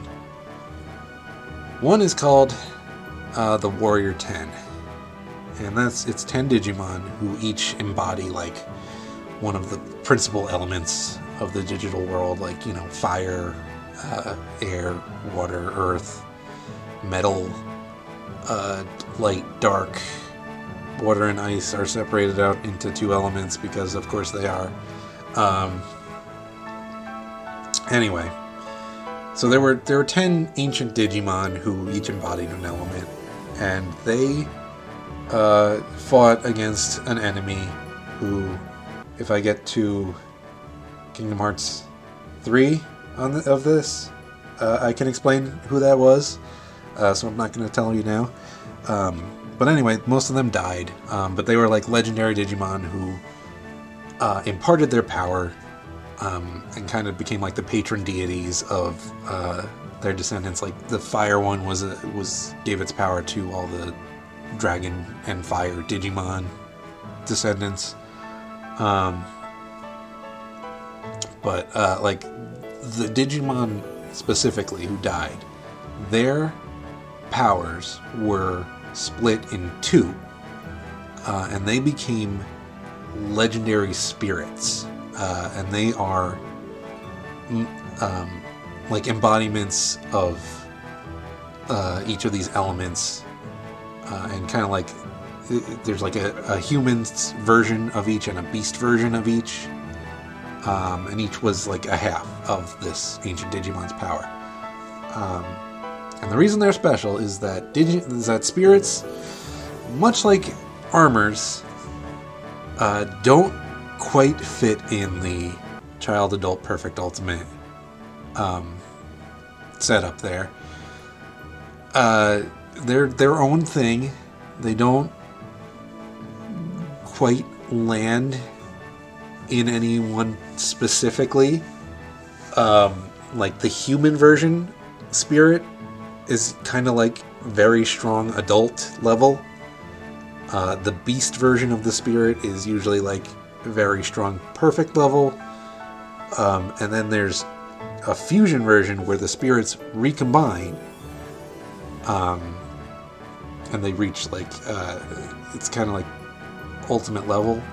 But any of these can kind of go anywhere. They could even be child level. They have been in the past. So you can kind of use them as almost anything. They are, again, they are not these levels. They are their own separate level. So like it's, you can slot them in the adult spot, and they can act as an adult level. But technically they are not. They are a spirit level. Okay, that's the explanation. Now, for Peter, I keep just calling him Peter. That feels weird.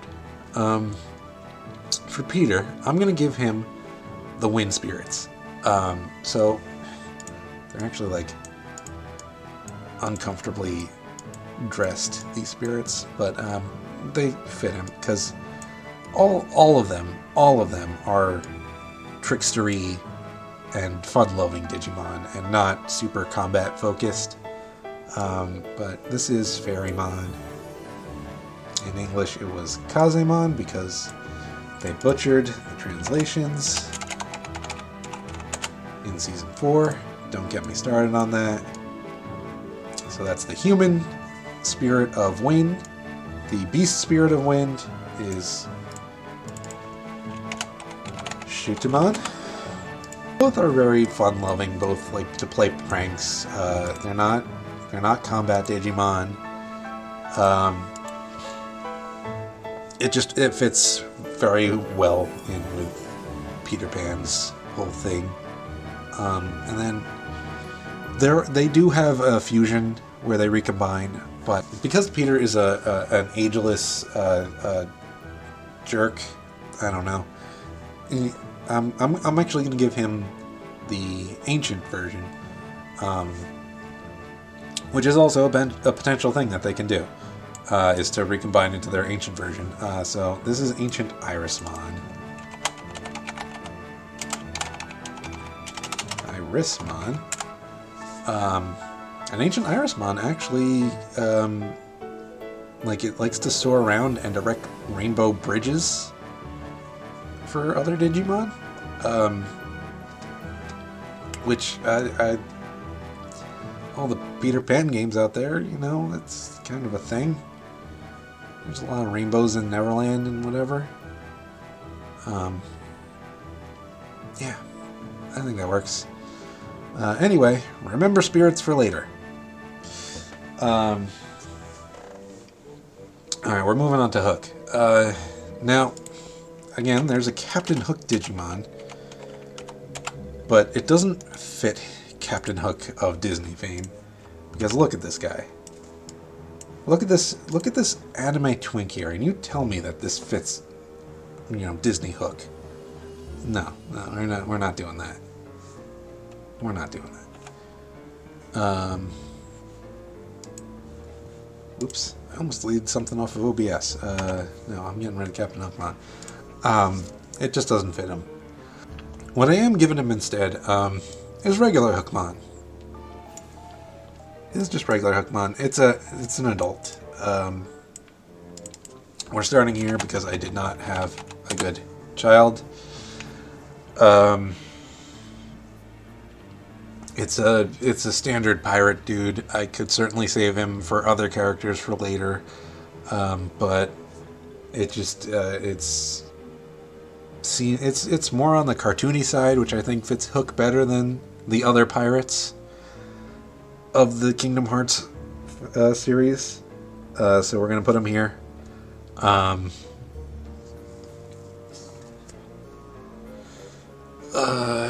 gonna backtrack a little. Hookmon's a weird one. He's never really had much focus. But we're gonna give him Gizamon. Gizamon is it's a aquatic Digimon who's like a furry knife frog. There's nothing super special about him lore-wise. Just kind of needed something to give him, and Gizamon's kind of antagonistic enough to fit Hook. I do have a good ultimate for Hook, so this is just more of a bridge for him. I'm giving him Waru Seedramon. This guy is just a very evil sea serpent.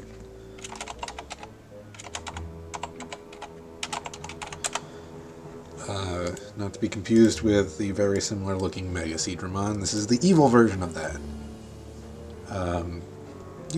I think Hook is would definitely get a more malicious, perfect Digimon. Then finally, for the ultimate level, I think Hook would need to come to terms with his fear of TikTok the crocodile, because I want to give him. This is Leviamon. This is literally a gigantic crocodile Digimon, who is a demon lord. Is the embodiment of envy, which, you know, you see Hook. He's not like, I was gonna say he's not like the worst guy, but he's pretty awful. But he's just kind of like awful in a cartoony way. In that, you know, he just kind of wants, in that, I kind of like Peter explains it in BBS, like he's just kind of like, you know, playing with Hook, and I think Hook is just a little envious of Peter. Maybe, I don't know. Much like Alice in Wonderland, I haven't seen Peter Pan in ever. Oh, we're so close to the end. Okay. Alright. Beast. Beast is getting a Digimon that everyone loves for some reason. This is Gazimon. Gazimon's like a little weasel who's just very antagonistic. It's just like a little shithead. It stirs the pot. It's a prankster. It's not like evil, but it does like causing trouble. And I think this would fit Beast prior to becoming Beast. And I think kind of like, you know, pulling kind of his original personality that upset the sorceress who cast the spell on him. Which, that said, you know, Gazimon doesn't have to be a jerk. It just kind of, its default personality is that. But thereafter, it's gonna go to this is Dorugamon. Dorugamon is a Dragon Beast Digimon. It's another Digimon that punches above its weight class. It's very strong, very ferocious. It's kind of like learning to temper its power a bit. But I think once Beast goes a little more, you know, once he kind of like starts, this is like Kingdom Hearts 2. Once he's like, you know, trying to work through his anger issues, like when he really goes berserk, he's gonna get his perfect level, which is we'll make him a little bigger. He's a more detailed guy. This is Lamormon.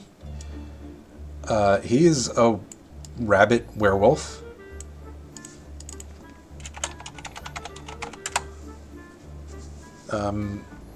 Not much to say, except he's just kind of, you know, he's a big berserker. Yeah. But once he, you know, gets his anger under control, not quite, you know, break the spell level yet, but, you know, he works through some stuff better. And again, it just kind of works out. This is Lamormon intended evolution. This is Dirabitmon. He's just kind of a fancy rabbit swordsman. I think it's just like a gentleman. Like, he's kind of shed his beast tendencies.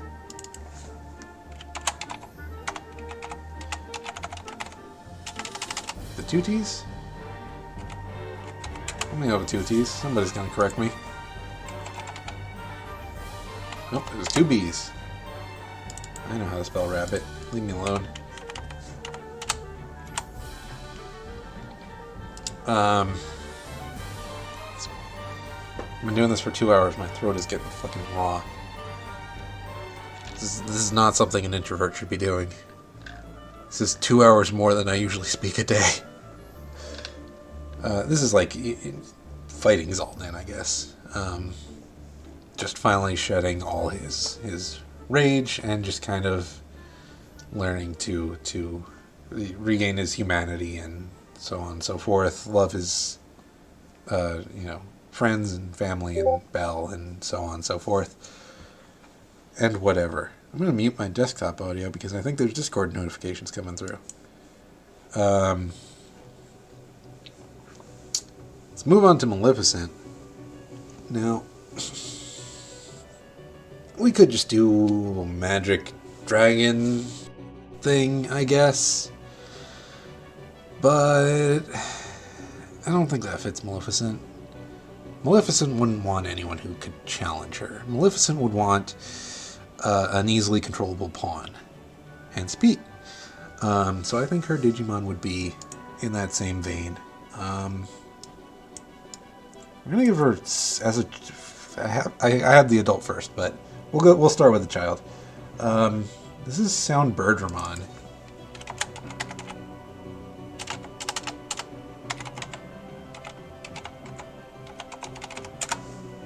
One of these days I'm gonna spell something on the right try. One of these days I'm gonna spell something right on the first try. Sound Birdramon it's just kind of a. I mean, it evokes that, like, bat raven thing that her raven, whose name currently escapes me, it just kind of has that. But it's a bat with, like, speakers in its wings, and it can go around and, like, incite violent and aggressive dispositions in other things. I was gonna say Digimon, but in this context, I would want it to be like inciting other characters in the world to bring out their anger and draw out Heartless, so on and so forth. I think that's just kind of, you know, a very loyal Digimon for that. And then this is just kind of like worthless mook Digimon. This is Evilmon.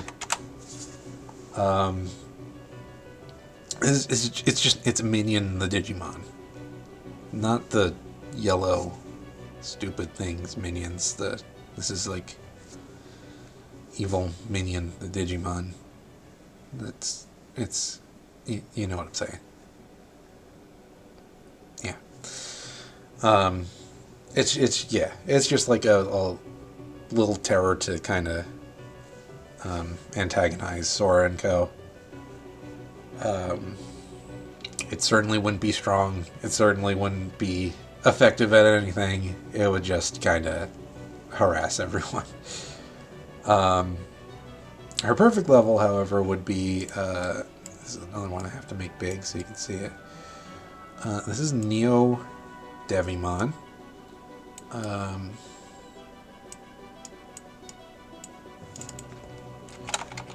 Neo Devimon. Let's capitalize that D. Gotta have that D.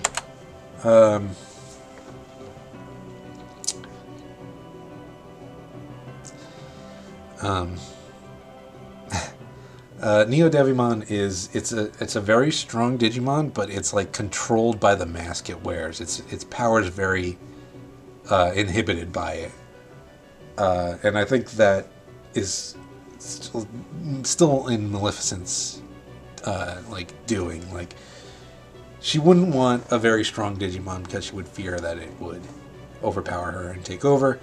She would never ever trust her partner Digimon. So this is the way that, like, she bumps it up to a perfect level, but still forces it to stay under her control with that mask. And of course, the next step is, hey, what if that mask breaks and her Digimon goes berserk and finally does overpower her, in which case it evolves into a Dun Devimon. Dun Devimon, rather, is just kind of a weird berserker Digimon that alternates between intelligent and mindless violence, mindless cruelty, horrible,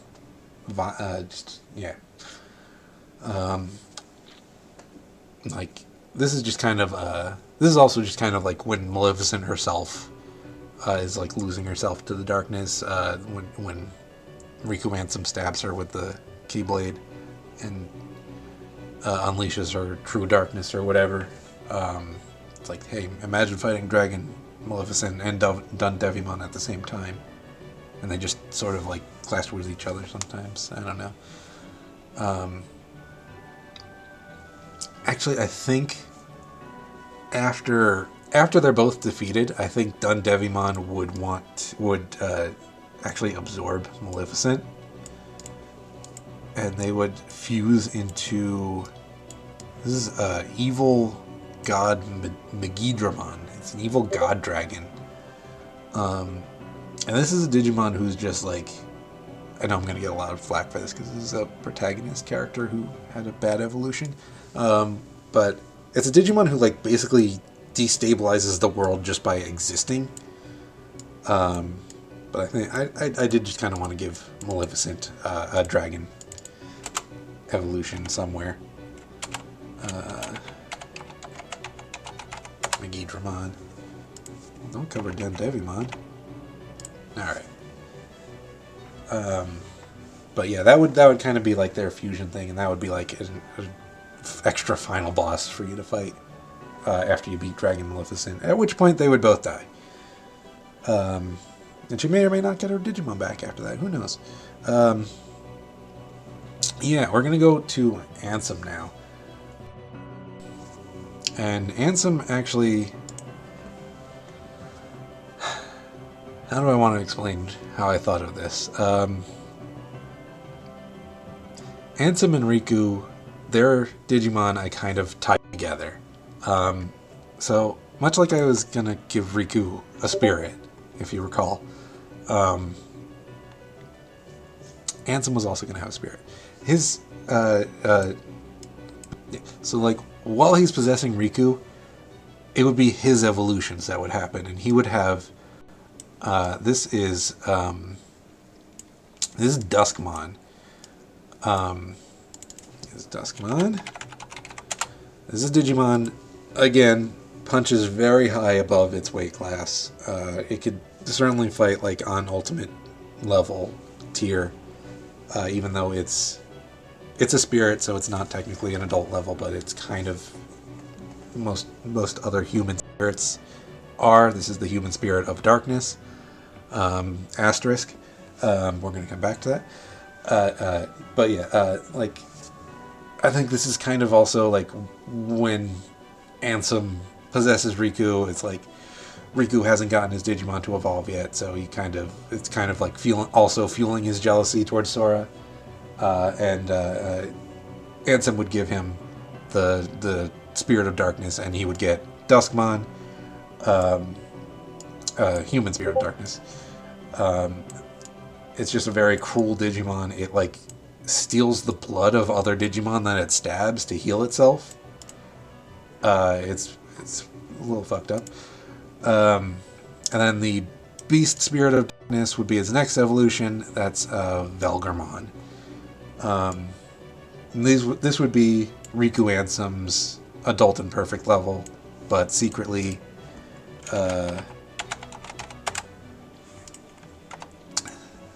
they are Ansem Seeker of Darkness's evolution.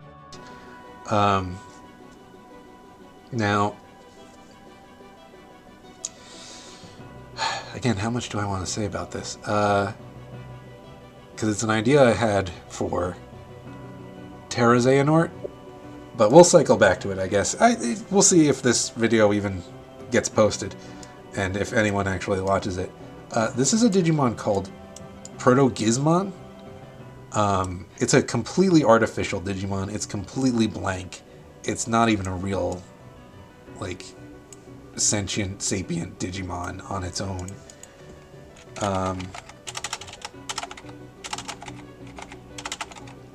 going to spell it right at some point. Proto-Gizmon. It's just a completely fake Digimon that Ansem would have. And spoilers, I guess. Ansem, Xehanort, and Terra Xehanort would all have it. But if I get there, I'll explain it better. The final evolution for Ansem, however, is like post Riku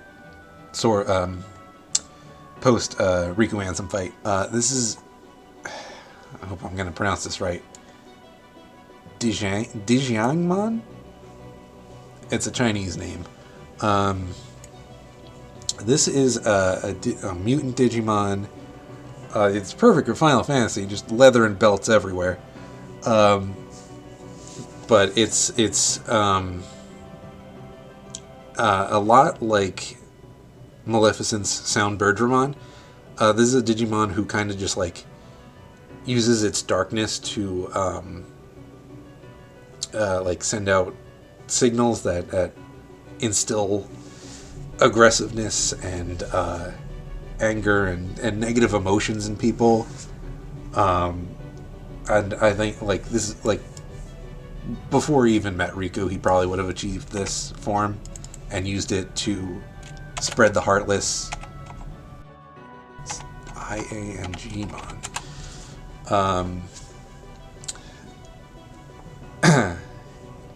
But that I think fit within Ansem's just kind of spreading darkness, and he himself is a Heartless, so he's all about, you know, instilling those negative emotions in people. Now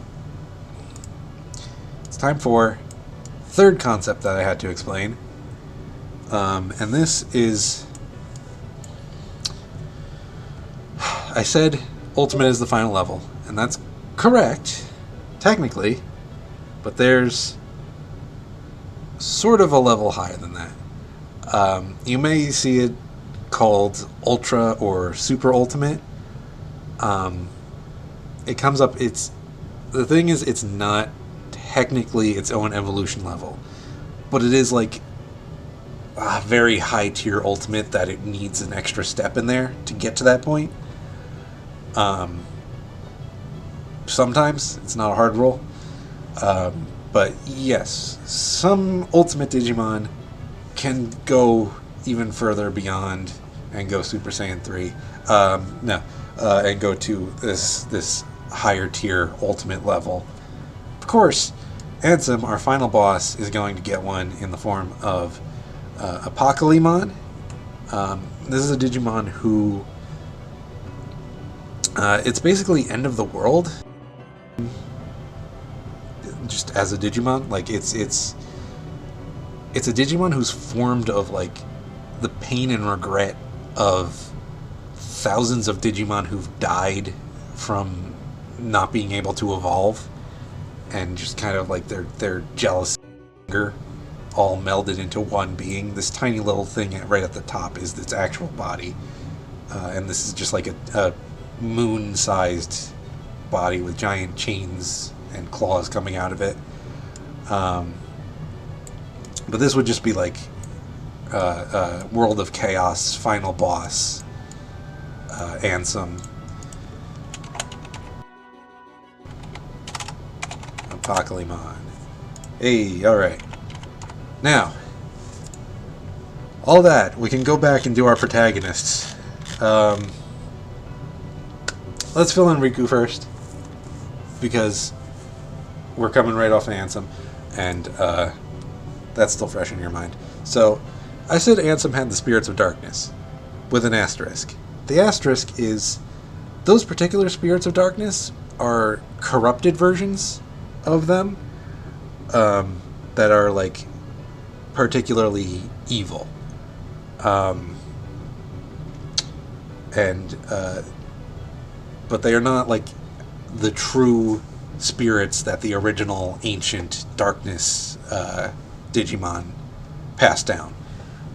So, once Riku is free of Ansem, or rather, you know, post KH1, and once he, like, learns to accept Ansem's presence in his heart, and learn to accept the darkness in his heart, and learn to wield it for himself, for good, I think he cleanses the dark spirits, and he claims them for himself, and he gets, this is the true human spirit of darkness. This is Loimon.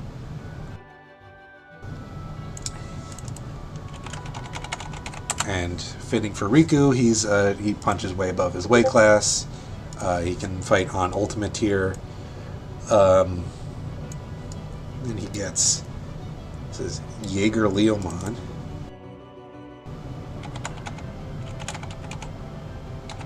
Jaeger Leomon, that's his adult and perfect, is the human and beast spirits of darkness in their true form.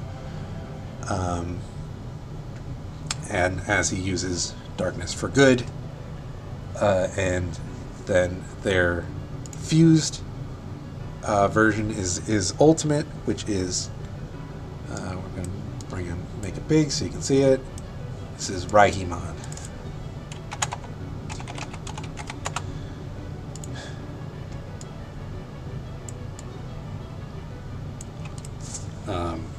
Feels a little underwhelming for an ultimate, but it would definitely take Riku some work. I don't think he would achieve this until post DDD, when he, like, truly accepts the darkness in his heart and learns to counter it with his own light, so he can wield it for himself.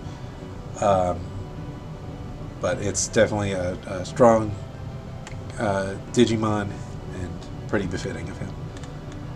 And hey, now we're going back to our protagonist. Right, so I gave him Yaxamon as an adult who is in armor. Now the reason I strayed away is because I want to give him another armor for his perfect level asterisk. There's two very special armor items, Digimentals, if you'll recall, that bestow like ultimate level power, but it's like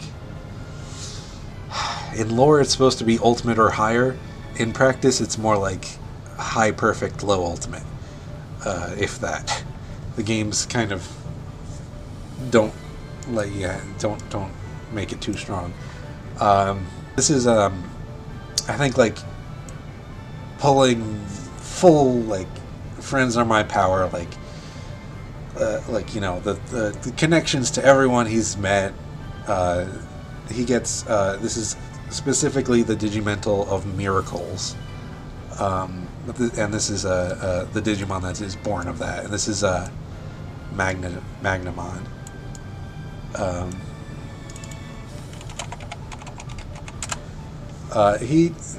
This is, I'm sure I'll get pushback from Digimon people on this, because he technically should be going into Ultimate slot tier, and he would certainly be on Ultimate level. He would punch above his weight class for being a third evolution. But this is also like a very special circumstance evolution. Would certainly only happen like in dire straits, probably, you know, end of the world moments, maybe like regained halfway through KH2, you know, the halfway point, as like a complement to Master Form or something. If you really want a perfect level, like a normal perfect,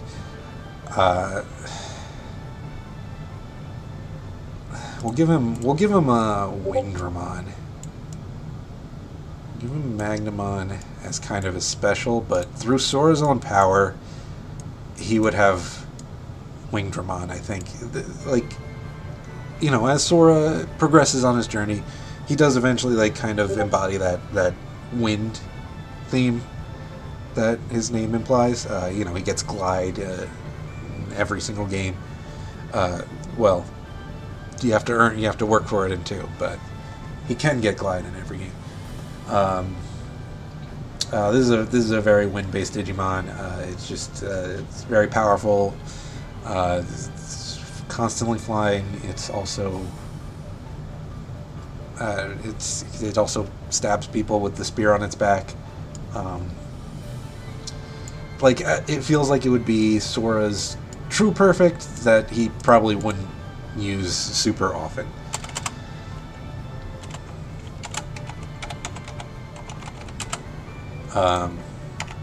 Because Magnamon,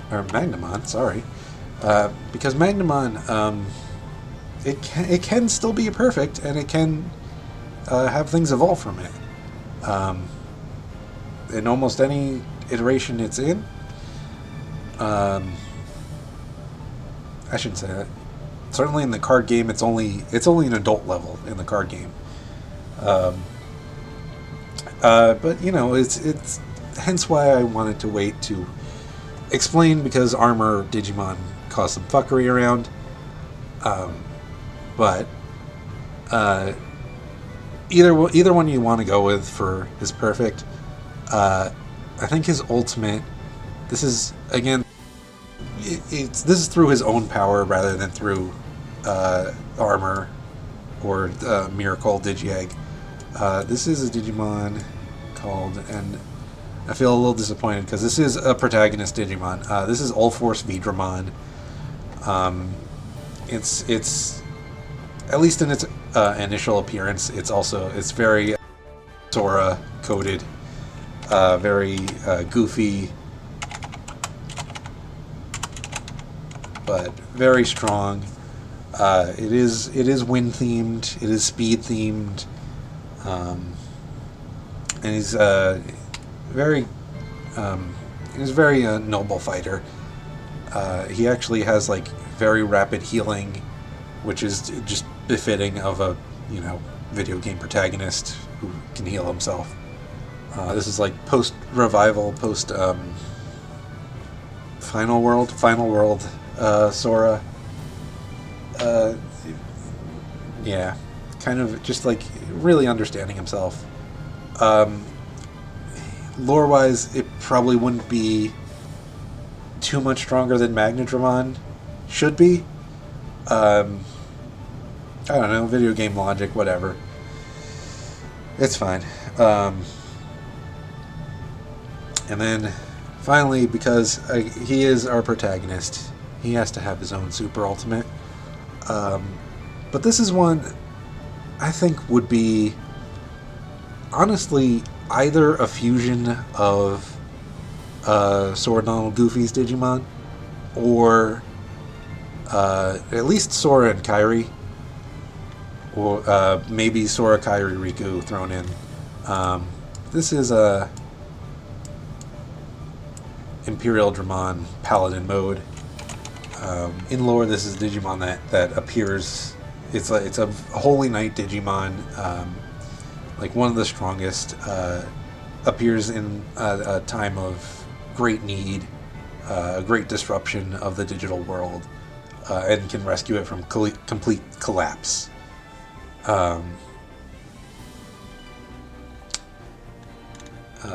Whoop! Don't fall into the background. I need you over here.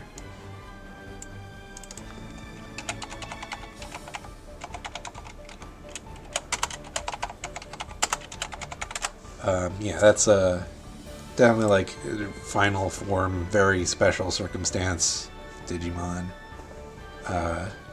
You throw this at like a Keyblade, some say Kai, Xehanort, like with Sora, Donald, Goofy together, like yeah, that makes a little more sense than just power of friendship. But yeah, there we go. It's everyone from KH1. Just a fun little thing to do. Hopefully Kingdom Hearts people and Digimon people don't hate me too much for my picks. Yeah. If you found this mildly amusing enough that you would like to see more, let me know. I have my charts for Kingdom Hearts 2 and 3 started. If it's enough of an interest, I'll make another of these. Why not? Yeah, alright, well, if you stuck with me this long, thanks for watching. I guess I'll see you later.